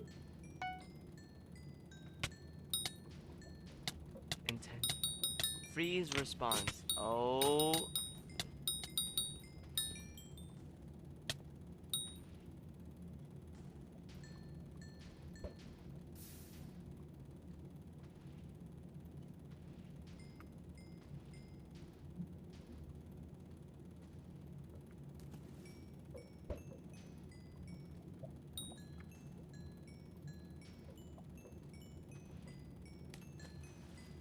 He goes silent for a full 70 seconds. Just over a Damn. minute. It may not seem like a very long A whole time, minute? but when you're in an interrogation and under pressure, this silence must have felt like the longest silence Alyssa ever endured. And you can see her face start to falter. Maybe her eyes are watering up, but it's hard to tell. Some argue that the first person who breaks silence in an interrogative setting loses the round.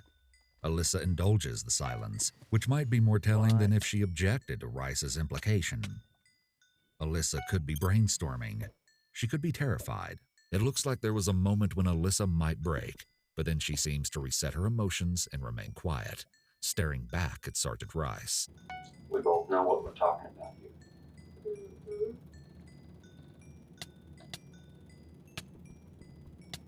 Where's she at?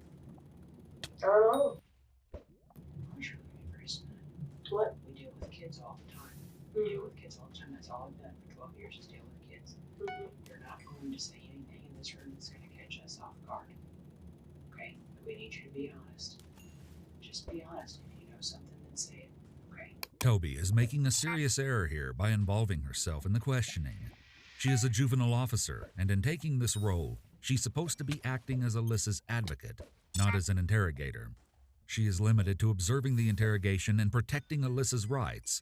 She is crossing the line here, and due to this mistake, the confession was later ruled inadmissible in court, citing deceptive tactics Damn. being used to draw a confession out of Alyssa. Just say it if you know something. Okay. Go ahead. You need to tell us the truth. You need to tell us what happened. If this was an accident, that's fine, but we need the truth. With Rice saying it's fine if it, meaning the death of Elizabeth, was an accident. This is the minimization part of the Reed technique that's been used throughout this entire interrogation. Minimization is an interrogator's attempt to decrease a suspect's resistance to confessing by downplaying the seriousness of the crime. We can tell Alyssa is teetering on the precipice of confessing, toying with the idea. Cornered by two questioners, she tightly compresses her lips as she builds the courage to confess. We have to know the truth. That's all I'm asking for, is whatever happened. I have to know the truth. This is not going to go away. All I'm asking for is the truth. I don't know what's in the diary. I don't know the truth. That's what I'm asking. Tell us what happened. Oh my god, her face is like freaking weird. The lip pull is a micro-expression that signals intense displeasure, dislike, or disagreement. In sports, players will often exhibit the lip pull after a loss. They are resistantly admitting defeat. Damn, why her face like Alyssa that? exhibits the lip pull here. This may speak to Alyssa's Ugh. mindset. Is this remorse or regret? Or is it defeat? She's like, you're next. Yeah. The interrogator will now like, begin "You're to next. reiterate I'm gonna the come for accident you." theory. And at this point, I think Alyssa's grandmother is losing her mind in a very quiet and composed way. If this was an accident, that's fine. We can deal with that. Huh, no, we can't. But I have to know what happened. I have to know what the truth was. I have to know. Damn, she's how getting this bored. happened. And the most important thing is, we have to know where she's at. We have to give this family some closure. Just like if this was your little sister, you would want closure. This family needs closure. Okay?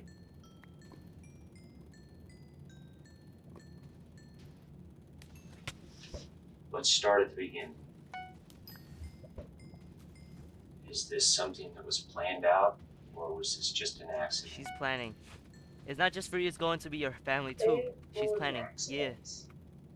Okay. Interrogators often offer a chance for suspects to admit that the crime was an accident, even if all evidence suggests otherwise. This is a method for interrogators to get a foot in the door. The suspect admits to the crime, thinking they will be perceived as being less culpable, a form of minimization. It's telling that there was a pause between the words it and was. It was an accident. She's quickly thinking about her options and whether she can lie her way out of this situation. Well, this is a starting point then. That's kind of what I thought. Oh. Why don't we start with? Oh, she's crying. Why don't we start with what happened? Did you get home from school at 3:30? Do you want to sit by her? Wait, she's not crying.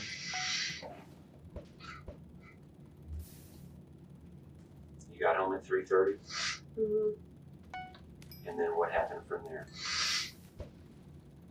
I went in the forest. She can't lie herself out of this. She's way too deep in her hole, yeah. She knows.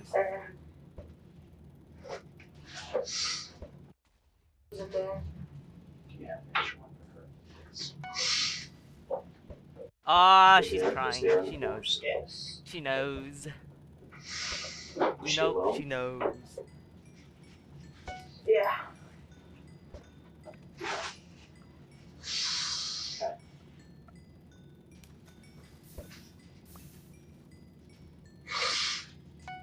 We decided to go hang out. Because it was a nice day.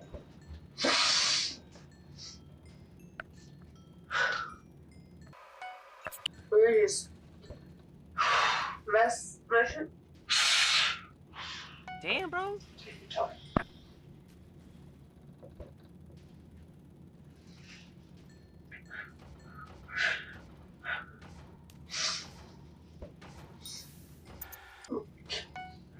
We were just messing around.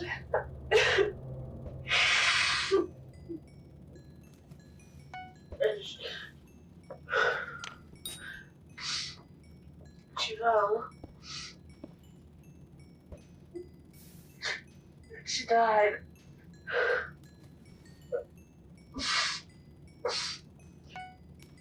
I didn't know what to do. Ah, she's admitting it.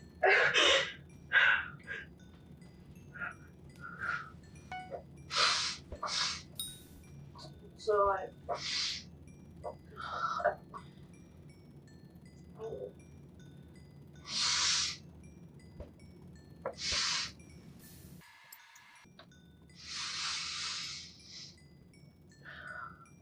Alyssa struggles to inhale. Her windpipe is constricting, which indicates the presence of severe stress. This biological marker of stress suggests Alyssa is legitimately affected. It could likewise be that Alyssa is effectively, intentionally activating a stress response for the sake of believability.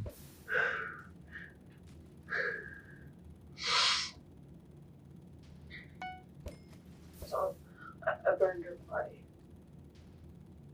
Alyssa goes from sobbing to attempting to pull herself together. She abruptly and flatly states the burnt Elizabeth's body. The time it took her to pull herself together is probably how long it took for her to come up with that lie. In reality, she didn't burn Elizabeth, as we'll soon find out what Alyssa actually did to her. Oh. Who helped She you? didn't- Nobody. Rice asks another assumptive question. When interrogators assume answers, suspects with answers are more likely to share them. We're out in the forest. I still did it by the creek bed. By the creek bed. Yes. How did you burn her? And just a bunch of wood.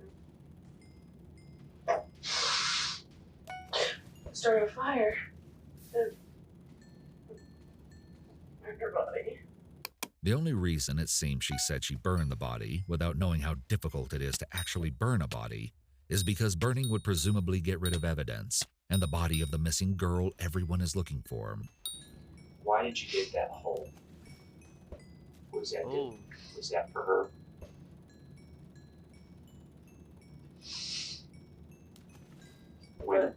When did you dig the hole? You dug it ahead of time, didn't you? I've done that hole on Wednesday. Before you played with her. Yes. First, she states she dug the hole the day of the murder to continue pushing the narrative that it was all just an accident. Then she slips up without even realizing it, stating the truth. The hole was dug on Friday, 5 days prior to the murder. At this point, Alyssa can't even follow her own story. damn. Alyssa admitting to digging the hole before she and Elizabeth hung out establishes premeditation. It doesn't matter whether the body's burned or not. They'll go through and do an autopsy. And they will discover every injury on her body and the cause of death. Damn. And I understand you say she fell, Whew. and that's why she died. However, they will know from the autopsy if she was shot, if she was hit in the head, if her throat was cut. They will know all of that from the autopsy. So we need to know the truth, because at the end of the autopsy, they will know exactly how she died. So we need to know now the full truth, full disclosure right now, so it doesn't come out later that, well, I wasn't telling the full truth again. Then he calls her bluff. How did you kill her? I didn't. She died. She died. She How did pushed she her in die? a hole. 9-year-old girls don't Maybe. just die. We were messing around. Then she fell back and hit her head. Was her throat cut? Alyssa sharply exhales as she responds. Yeah. Oh.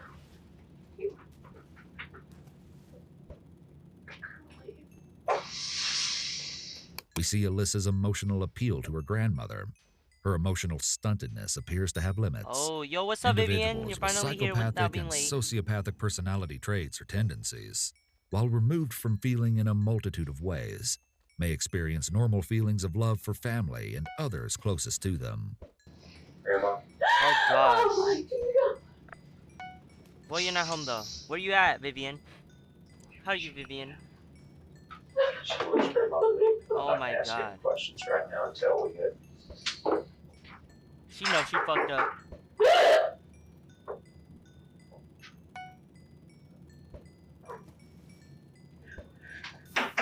Cousin played. Oh. So, Vivian, we're watching this thing, this crime thing about, and this girl. Take your time. Never mind, huh? She got an ad. Do you want a drink of water?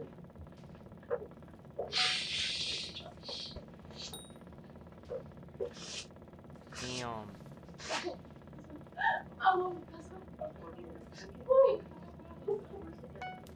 Alyssa finally admits to cutting Elizabeth Olten's throat. Damn. Alyssa's grandmother cries out in utter anguish and disbelief. Her entire world was just destroyed. Her granddaughter, the one she rescued from a horrible living situation, just admitted to killing a 9-year-old girl. But why did Alyssa kill her? Yeah, why? I need to know why. I think you dug the hole ahead of time because you knew you were going to kill her. Grandma's like, who's the Tried to kid? dig This the hole, seemed like how like she I is. said. Yeah. You realized it was too hard to dig down that far. Oh my fucking God, not the grandma. Holy shit. And I think you got out there. You knew you were going to kill her. And then you cut her throat.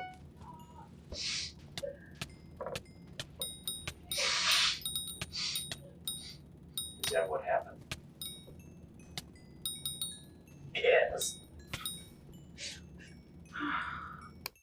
We hear Alyssa exhale heavily, possibly a sign of relief, as she runs through her actions. She does this multiple times. What did you use to cut her throat with? The knife. Oh, she said the knife. A pocket knife? A kitchen knife? Kitchen knife. Okay. Where is that kitchen knife now? In the sink. In the sink sink of your the house. I believe so. Okay. Did you stab her? Afterwards. Stab her body or where? Yes.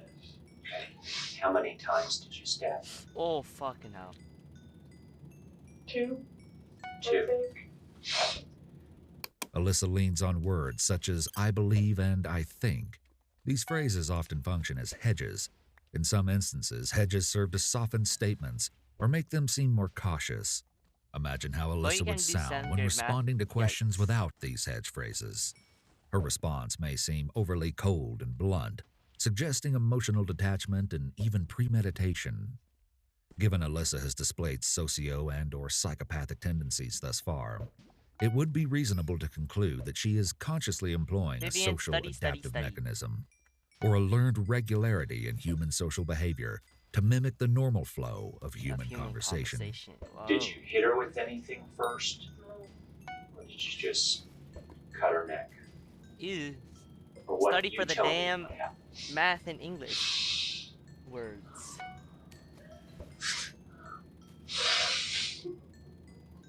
Oh my god, this girl is literally crazy.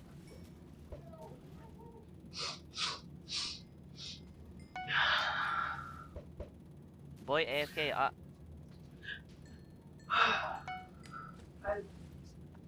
Yeah, cut throat. And she died. And then I just stabbed her. Premeditation has been established because she dug a grave prior to Elizabeth's murder, and Alyssa finally tells Rice what the murder weapon was: a black-handled kitchen knife that she took from her house and hid on her person. It's confirmed that Alyssa slit Elizabeth's throat and then stabbed her. Alyssa only recalls stabbing her twice, but the autopsy later revealed that Elizabeth was stabbed 8 times. 8! When she was finished, How you she gonna just tell put me the one knife in the is like sink not and enough? washed it as if nothing You gotta had stab her happened. 8 times? When you got home from school, about 3:30, A crazy ass motherfucker. what happened from then? Walk me through step by step. I got home. I went in my room. I still went out before room. 5:30-ish. Then I walked over and it was outside. When did you dig the hole? I did that when I was trying to find a place to hide her body. So did you dig that after you killed her? Mm-hmm. Yes? Okay. So at about 5:30, you went out. Did you go to her house to get her? I went over there and she was outside, so I was like, yeah. You knew you were going to do it then? Why? So you went over there about That still 5:30. that doesn't explain why and though. got her. I wanna know the why. I wanna know with why. you. She was for part of the way. Like I said, I ditched her. Ditched her? Yeah. Did you have the knife hidden on you? Or where was it at? Yeah, I had it. In your hand? No. Okay. So you went, did Oh you my walk god, all the way not over the to her house? Yee from Yeah. Edmund's channel. Show me what route you went. I went back through here. Went and got her. What did you tell her you were going to do? We were just hanging out at first. I don't know. I didn't.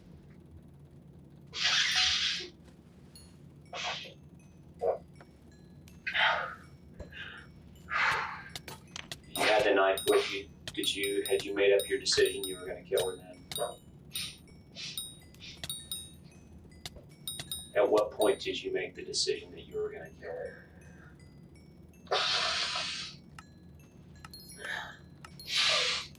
But we had Been at the creek. Okay. Why? I don't know. Serial killers murder victims who are readily available, easily accessible, vulnerable, isolated or weak, and desirable, uniquely appealing. Elizabeth was a neighbor, easily accessible. She was a 9-year-old girl, vulnerable. One can only speculate how Elizabeth might have uniquely appealed to Alyssa. Either way, Alyssa cannot identify why she did what she did, just as she seems to struggle to identify her emotions. Was 15-year-old Alyssa a premature, fledgling serial killer? She is a serial Just killer. decided.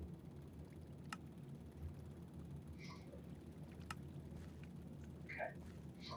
Was she facing you? Was she turned around? What happened? She was turned around. You just came up behind her and cut her throat, Ugh. and then stabbed her twice. Okay. And is it true you said then you burned her body? Okay, is that part true? She So is burned her body? Should still be there. I burned it and then I And it's scattered in the creek. all over the creek. Into the creek? Yes. Is the creek full of water? Yes. God damn, this motherfucker. Okay. Fucking. Because generally it's pretty hard to burn a body Psychopath. all the way. So it wasn't burned up all the way, was it? No.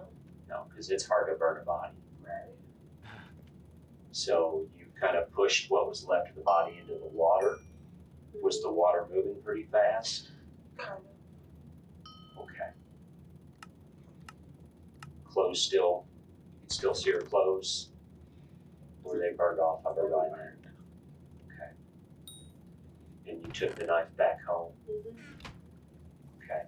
And then what did you do from there? You had the knife, and then show me what happened from there. I just walked back and came inside. Did you walk back this path that you showed me? Yes. The conversation turns back to the hole. What about the hole, though? It was just there. No, it wasn't just there. I dug it. Yeah, it was there. When did you That's dig the it? biggest fucking cat. Oh, after After I killed I her. was looking for something to do with their body, so I dug it. When? It was before I came home. Before you came Damn, home, these where? bitches gotta hear all this It shit. was a forest.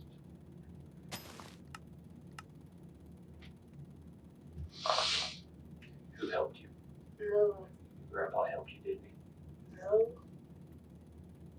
what'd Bryce she say? asks, Who? Grandpa? Who helped you? No. Grandpa helped you, didn't he? Grandpa? Bryce asks her if her grandfather helped her since he was home at the time the murder took Oh. place. You didn't have Welcome a shovel back. with you. I had a How knife. was your day? My day was You good. didn't We're dig watching that this hole with the knife. criminal documentary. You did not dig. I was out there for 5 hours. You didn't dig that hole with a knife. Your grandpa loves you very much, doesn't he? Oh, you're Grandpa telling me the did fucking very grandpa good. helped? No way. I know you don't want to tell me. No I know you fucking want to way. protect him. But we have got to get to the truth in this. You came back. That's actually fucking depressing. what had happened. Depressing. And he wanted to help you. He wanted to try to make this right. I did not like her about anything. Who helped you? No one. We're going to put them all on a polygraph. Okay. Who helped you? No one. When did you dig the hole? Wednesday. When? After I killed her. When after you killed her? This is a very common tactic in interrogations. Actual crime. Once the scene. suspect is open about events, they'll try to get more and more information out of them. The investigators will treat this crime as if it involves accomplices until other parties can be eliminated. The whole becomes the topic of discussion yet again. Is it pizza tomorrow? No. The truth. You're not telling the truth on this part. Why does it even matter now? It does matter because we have got to find out the truth. No, you already know it. We have got to know the full truth. Tell No us PT, yeah, the no truth. PT. I don't want to win that. AFK again. No, you didn't. You didn't have a show. It was the Friday one. Yeah.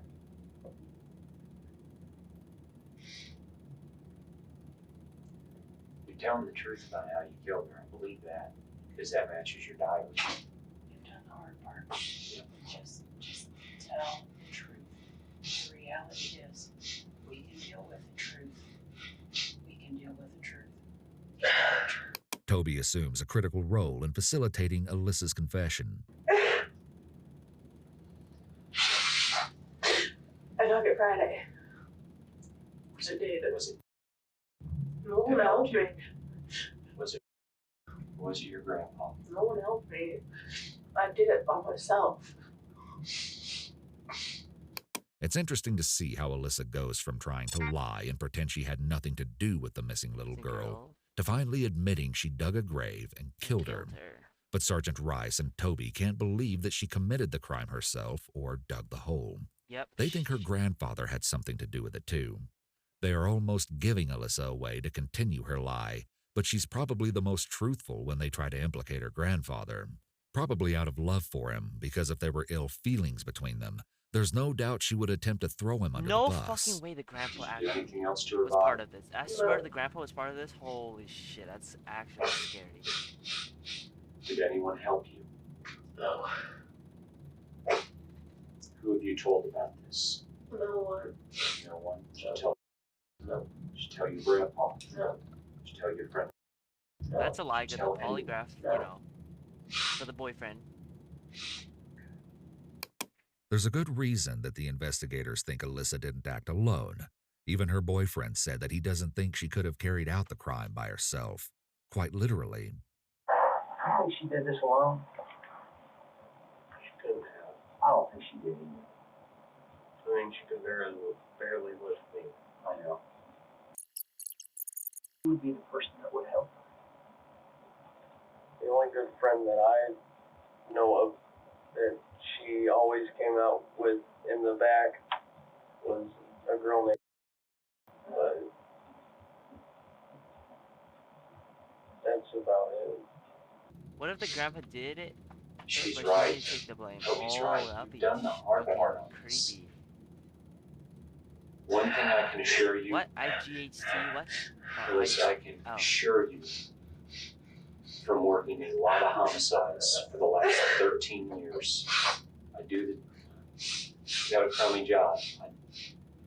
The truth is going to come out. Every one of these that I work, where you're sitting here right now, going through the agonizing part of not wanting to come this last portion and tell on someone else. The truth is going to, the full truth on whatever happened here is going to come out. Okay, they didn't do it. Then tell me the full truth of all this. Why aren't you telling everything? I did. I switched up the whole thing because I want to make it like an accident. But then it really was on Friday that I did the whole. I know it wasn't an accident. I mean, I've already talked with you. I know you planned this. I know You had this in your had mind. this in your mind. I know you thought about this, and I know you intended on doing this. I know that. Boy, AFK again. Okay, I know this wasn't an accident, that it just spurred the moment. I know that from the whole. Mm-hmm. I know you intended on killing her, brought her out there for that purpose. But the problem is your deception is causing us other issues here. Okay, so I'm past the point of thinking, is this an accident? Did she Nope. Did you just change That's your all mind at the gone. last second for some reason decide to kill her? I know you brought her out there. Okay, why? Well, that's not the issue. We need but to know I the that motive happened. behind the killing. But we're still having a problem here with this whole and the rest of it because you've been lying to us on that. You see, I mean, none of your times make any sense on you didn't dig it with a knife. We know that didn't happen.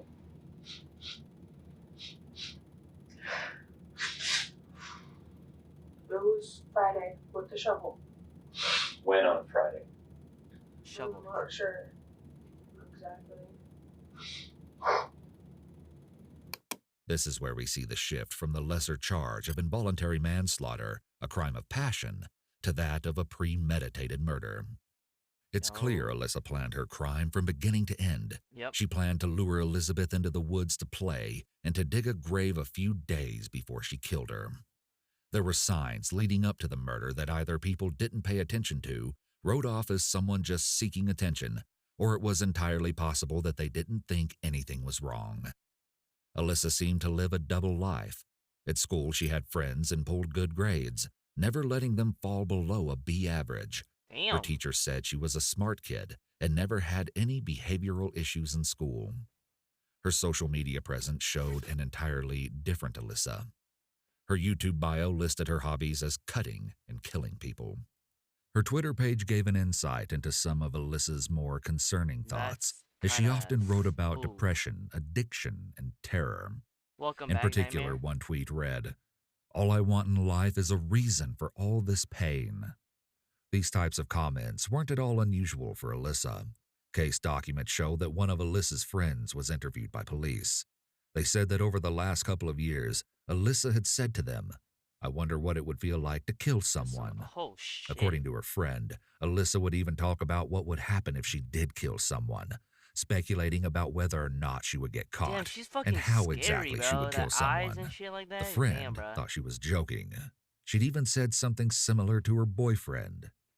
You ever felt, do you know what it feels like to kill somebody?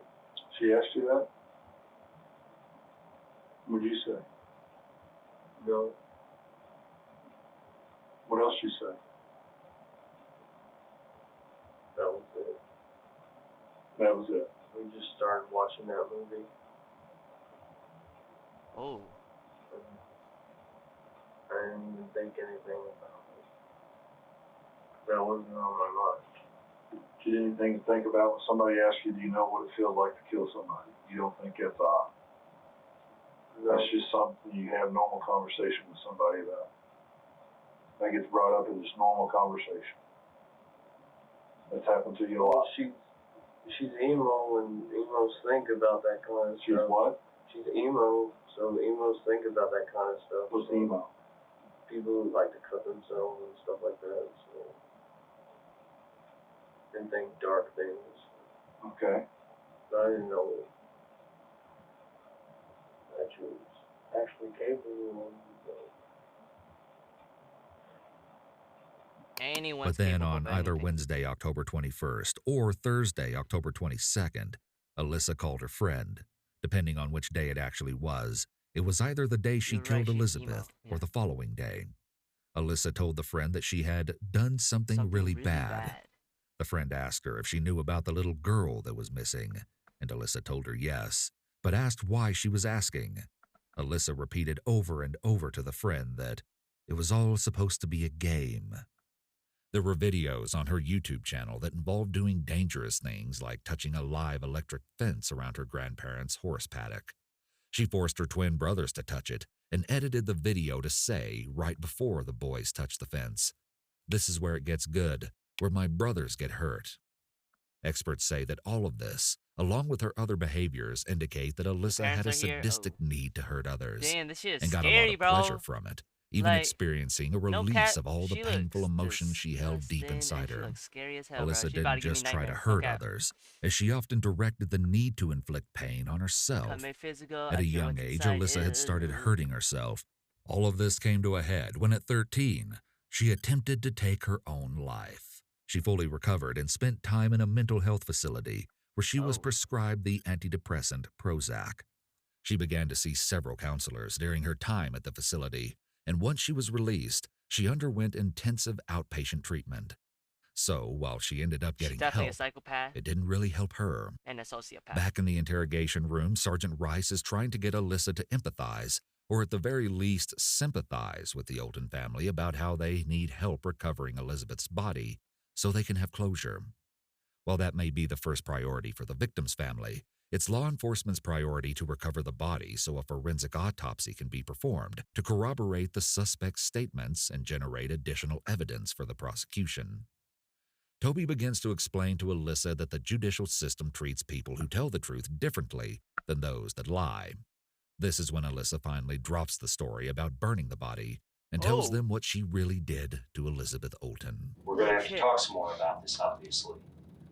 But for right now, I need to get a larger map. Now is the time. Now's the time. Now is the time to just tell the truth. That's all you have to do is tell the truth. There's parts of your story that don't make sense. They don't make sense. They don't make sense even to me. Because I am your advocate and I am here to protect you. I'm not going to ask them questions, but there's statements that you're making that don't make sense. It's evident that you're lying. And we treat people who can't be honest completely different than we treat people who can be honest. again. You can be honest. You can tell us what happened. Even if you aren't protecting people you feel obligated to protect, we at least know we can help you, okay? So he's gonna walk out, and like he said, he can't come back and talk, but don't you wanna have told him the truth right from the beginning? This is your opportunity. It's your opportunity. Okay, good. Slit her throat and strangled her. Damn. She could have just said that. Strangled her. Mm-hmm. You telling me this bitch cut her throat and then strangled her? She's trying to fucking decapitate her? Like, what's she trying to do? Like, use a rope to saw her freaking throat? Ugh, that's disgusting. I'm imagining it now. Like, what in the world? You strangled her with your hands. Yes. Okay, she's... Okay. Did you have a knife on you? Yes. Did you cut her throat at any time? Yes. Cut her throat afterwards? Mm-hmm. Okay, so you strangled her first. Until she was unconscious, dead. And then you slit her throat. Mm-hmm. Oh, Did you actually, okay, did you stab her then? That's kind of... Did you do anything else to her? No. Okay. And then what happened after that? I'm gonna...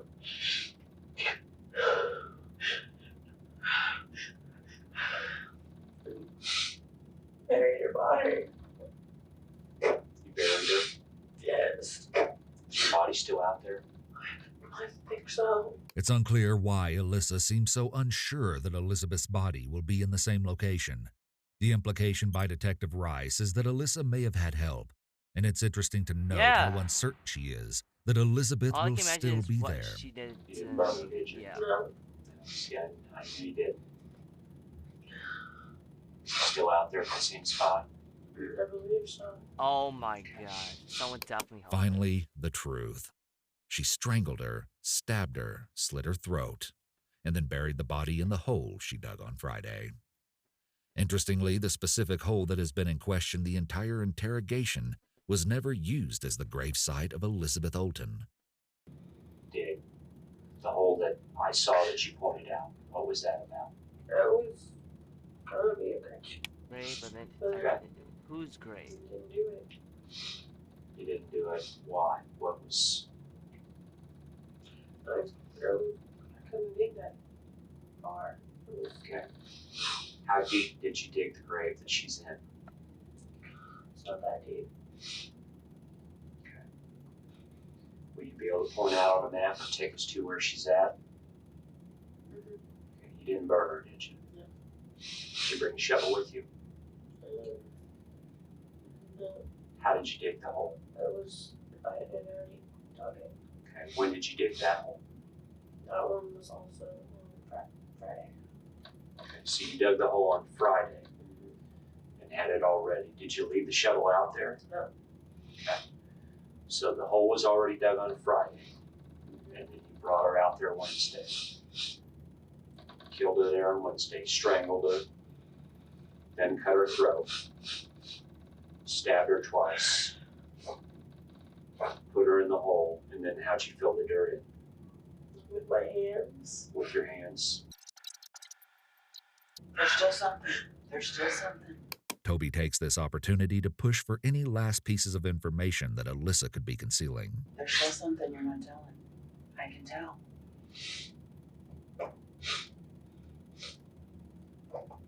I'm saying. Sure. Nah, someone else has to be a part of this. I swear. Alyssa had dug 2 holes that Friday. The first hole that had been discussed at length in the interrogation ended up being the one law enforcement found early on. But Alyssa says that she couldn't dig too deep in that area. Yo, thank So you, she Luca. moved to Thank another you, area Luca, for where the she raid could, of 1. and that's Thank where you they so would much. find a 9-year-old Elizabeth What's up? What's Olden's up? How was body. your stream, Luca? As the How was your interviewer stream? has noted, What you do? the 2 holes are What you interesting, do? but not everyone buys Alyssa's explanation. There is a theory that Alyssa may have dug So 2 what you do holes because she in had your stream? originally planned to kill her 2 younger brothers. Oh. However, this theory hasn't been corroborated, and so we may never know exactly We're why watching Alyssa some chose to dig good 2 old holes. documentary of this Now that the story is crazy clearly girl laid out, who they've murdered established a how the 9 years murder was old. done and where the body is. Sergeant Rice moves on to the motive. I the need to know. reason I want to Alyssa know the did it. motive. Why did you pick her? I don't know. She's deep. Is there What? something about her? Did you just Welcome back. want to know Luca, what it was welcome like back. to kill someone? How was your stream, Luca? Yeah, I just wanted to know. How was your stream, Alyssa Luca? appears to cry, but her response carries a tone of indifference. Thrill killing. It is the act of killing someone for sheer excitement. Alyssa killed Elizabeth because she wanted to know what it would feel like to kill someone. Ugh. Thrill killing stems from a place of powerlessness. These killers are empowered by their murders. Was she just someone nearby, or was it? Yeah. I want to. We need to know the motive, bro. I watched this to see the motive.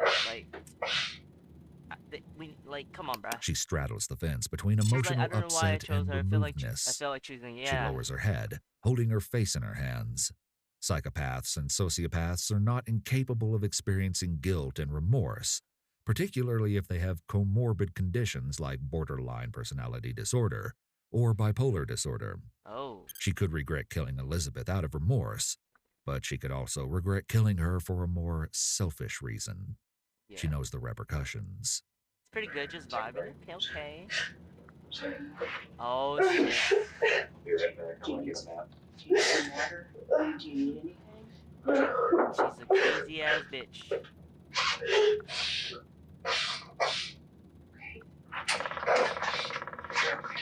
Oh, God. I want you to look at me. She breaks down once Rice leaves to retrieve a larger map. Toby attempts to reassure Alyssa.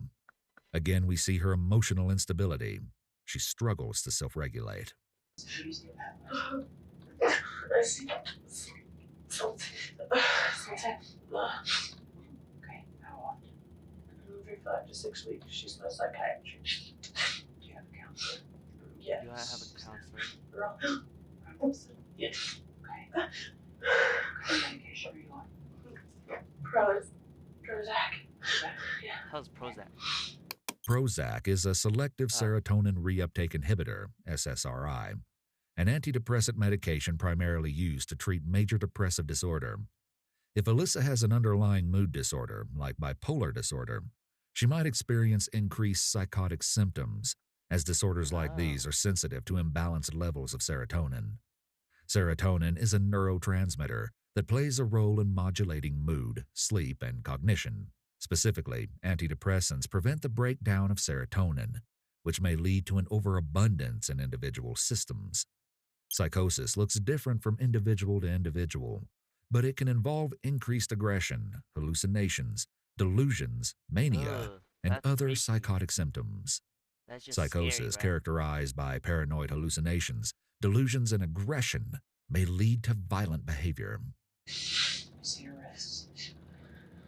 What happened there? Depression.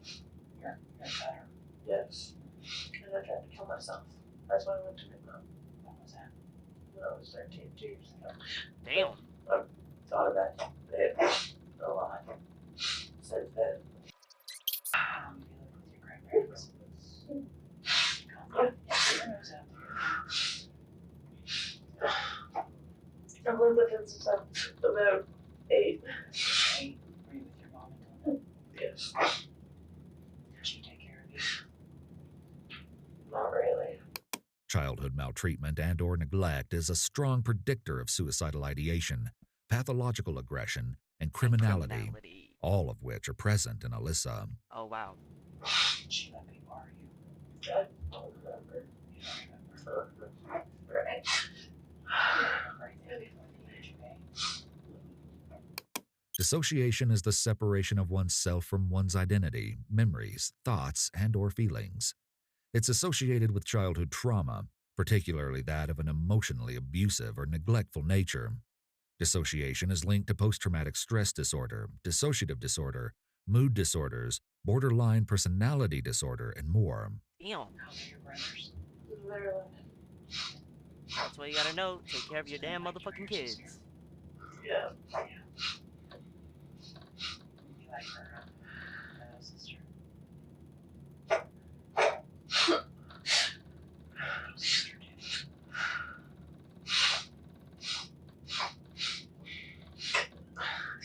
Here goes my hold on. Calm your breathing.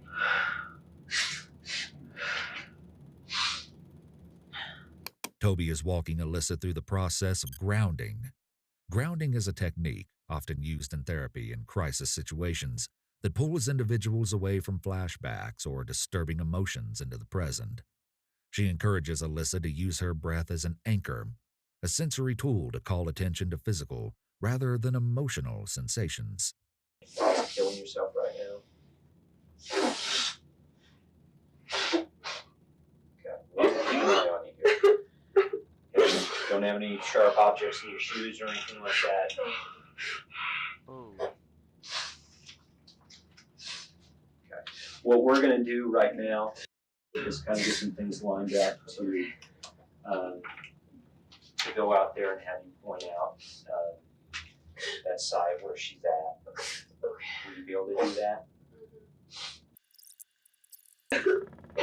We just make sure.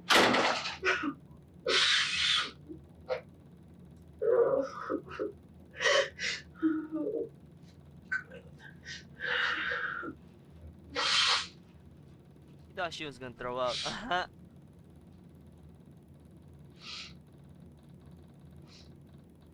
No, that's sus. She stops all of a sudden. Once alone, Alyssa almost immediately regulates her breathing. Yeah. Her head hangs low. The reality is, though, your grandmother loves you, and love doesn't stop. Okay? I don't want you to think nobody loves you. Your grandparents love you.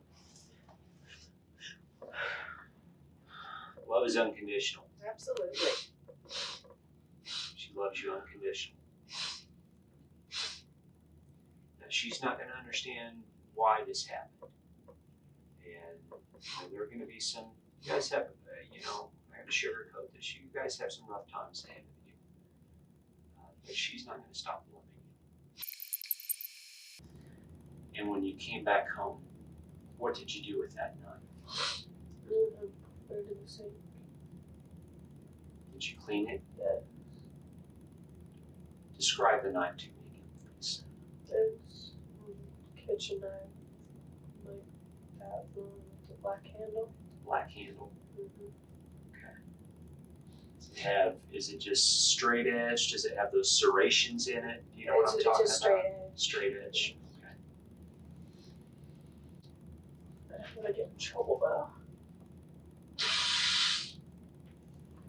Yeah, you bitch, you Because gonna get in Alyssa's a prison. juvenile, Sergeant Rice explains what's going to happen next in the investigation, how they must speak to everyone that could be involved to get to the truth, especially since Alyssa lied at the beginning of the interrogation. Yep. Alyssa is then prepped to go out with Sergeant Rice. They're going back to the woods so that she can recount the crime and show them where she buried Elizabeth. Here's the audio from that excursion. It is date's October 23rd, 2009, 2 o'clock. Sergeant David Rice with Missouri State Highway Patrol. And it is Michael Kuti with the Cole County Juvenile Office. And we're here in Cole County at the site where you say this occurred, where you buried. Can you walk me through, I want you to walk me through step by step, when you got up here, what actually occurred? We walked.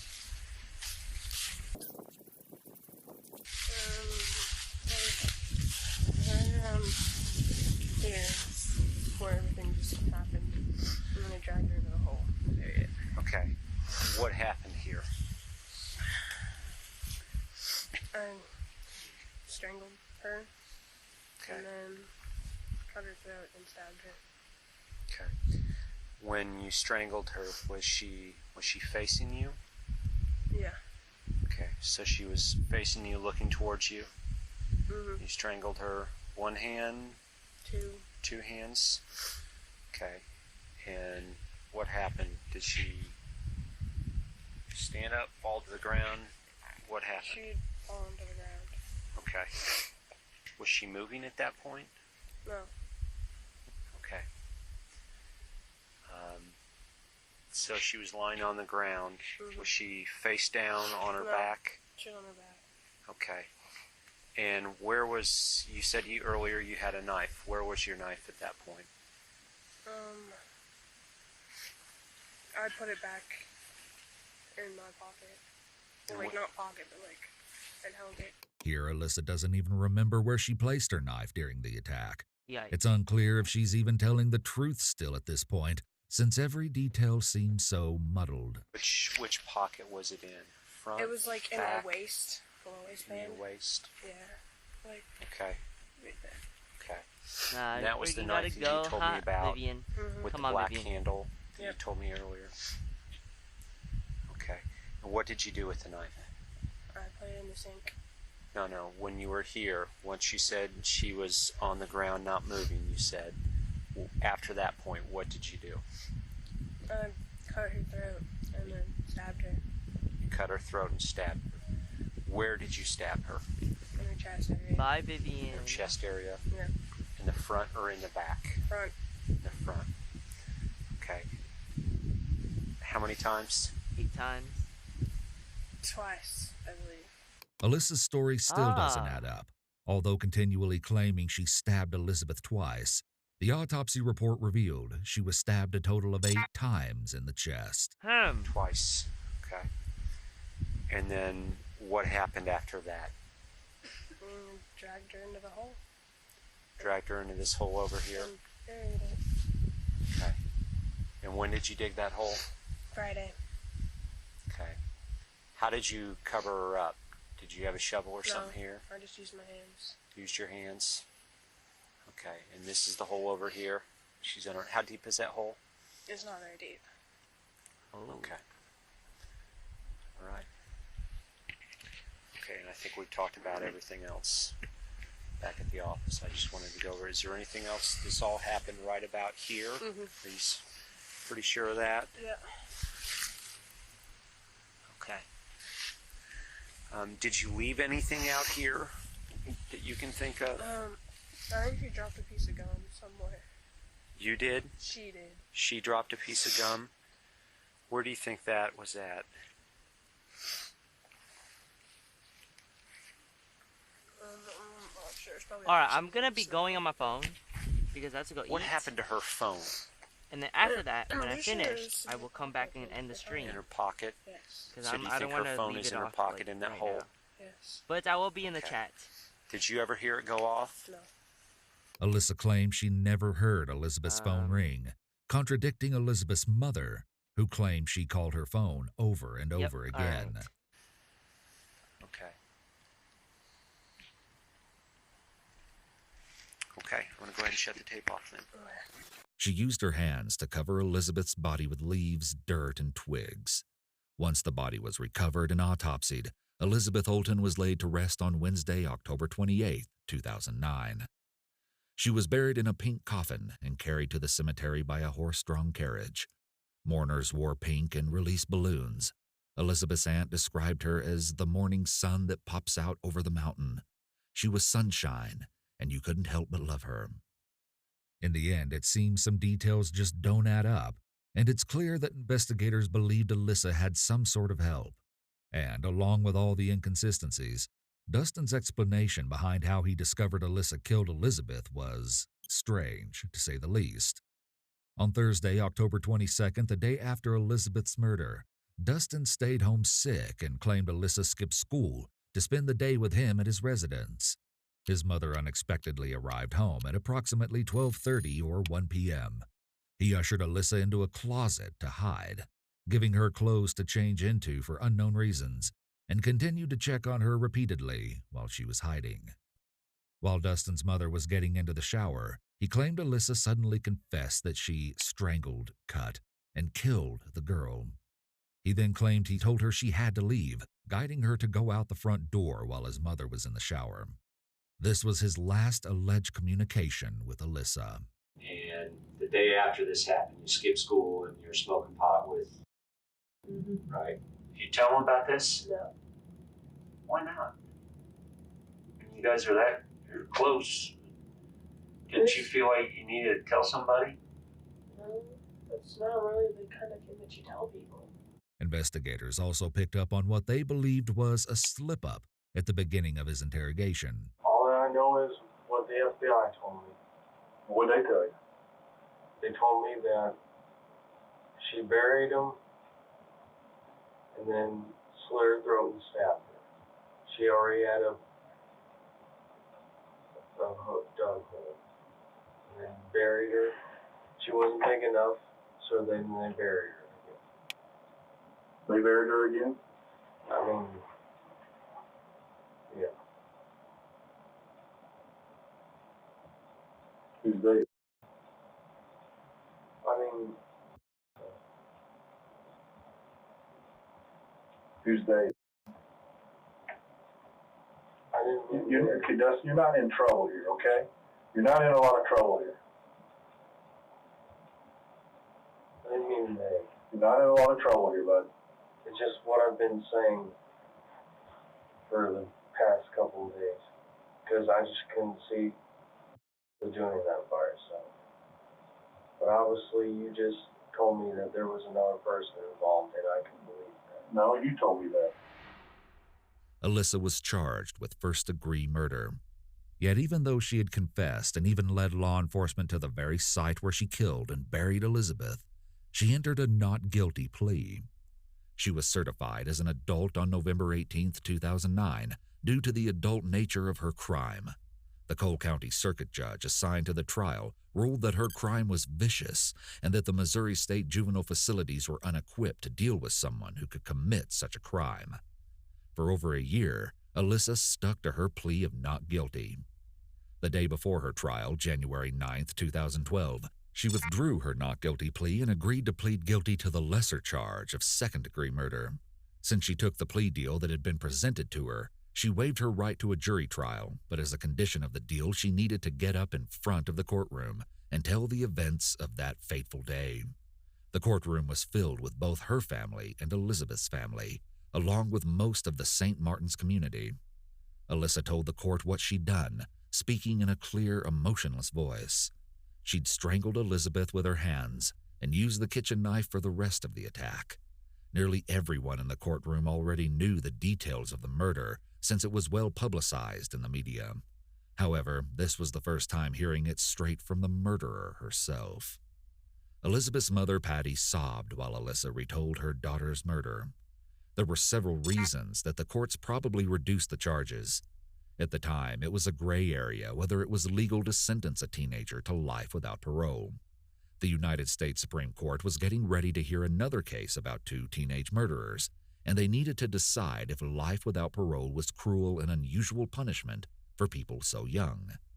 The defense said that Alyssa was diagnosed with major depression, anxiety disorder, post-traumatic stress disorder from her difficult upbringing, borderline personality disorder, and showed early signs of bipolar disorder, and, more importantly, that all of these diagnoses were the reasons behind her killing of Elizabeth Olten.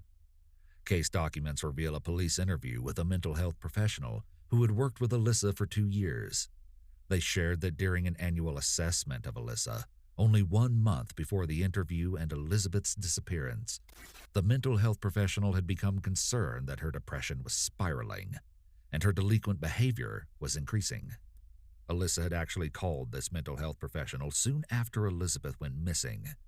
During the call, Alyssa said she was distressed about the police being in her house and searching for clues about what happened to Elizabeth. One of the most interesting pieces from the case document is that the mental health professional initially said they had no concern about Alyssa being involved in the little girl's disappearance, because in their experience, Alyssa never expressed a desire to harm anyone else but herself. Another doctor even agreed with this same belief. However, they also conceded that they could be wrong. This interview took place 2 days after Alyssa killed Elizabeth. Alyssa's defense tried to prove she didn't know that murdering someone was wrong. In contrast to this, the mental health professional was asked during the police interview about whether or not Alyssa understood the difference between right and wrong, to which they replied, absolutely. Her defense also pointed out that Alyssa's dose of Prozac was increased only a short time before she killed Elizabeth. They claimed that this increase may have played a role in making her behavior unpredictable, and even could have made her more prone to violence. One question that everyone comes back to is why Alyssa had done it. Her grandfather said that the night Alyssa killed Elizabeth, she seemed to be in an unusually good mood. Her mood, along with her journal entry, show that Alyssa was likely a thrill killer. Thrill killers receive a rush of euphoric adrenaline from the act of killing their victims, which would explain why Alyssa was so happy after the gruesome murder. On February 8, 2012, Alyssa addressed the court and apologized, saying, "I really am extremely sorry for everything. I know words can never be enough to describe how horribly I feel for all of this. If I could give my life to get her back, I would. I'm sorry." Alyssa was sentenced to life in prison. But this story doesn't end there. Due to the publicized nature of the crime and the lead up to the trial, Alyssa became something of an underground celebrity. There's an online fan club and Facebook groups in support of Alyssa, some displaying artwork of her and even profiles using her picture, pretending to be her. Alyssa would have been eligible for parole for the first time in 2044, but since the Senate Bill 26 passed, someone convicted as a minor can ask for parole after 15 years. This means there is a chance Alyssa could be up for parole as early as 2027.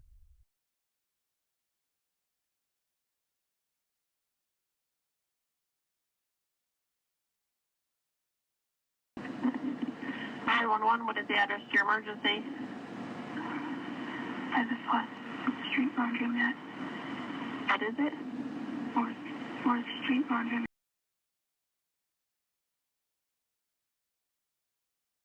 All right. That was insane. Wait, there's another one. November 14. House of Horror Killers. But all right, I'm gonna end my stream now. Holy crap, that was insane. That was insane. Damn, bro, she gonna be coming back 2027 maybe. Damn, I don't want to see her. Hopefully. But yeah, I'm gonna end my stream. Thank you, Nightmare. Thank you, Vivian. Thank you, Luca. Thank you, Z, for coming to the stream.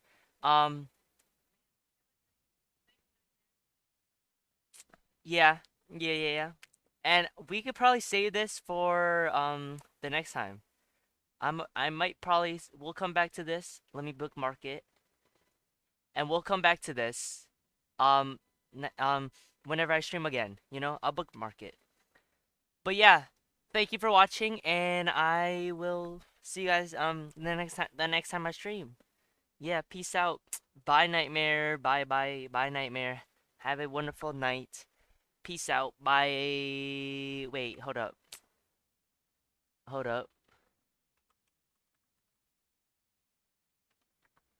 Give me a second. Hold up. Wait a minute.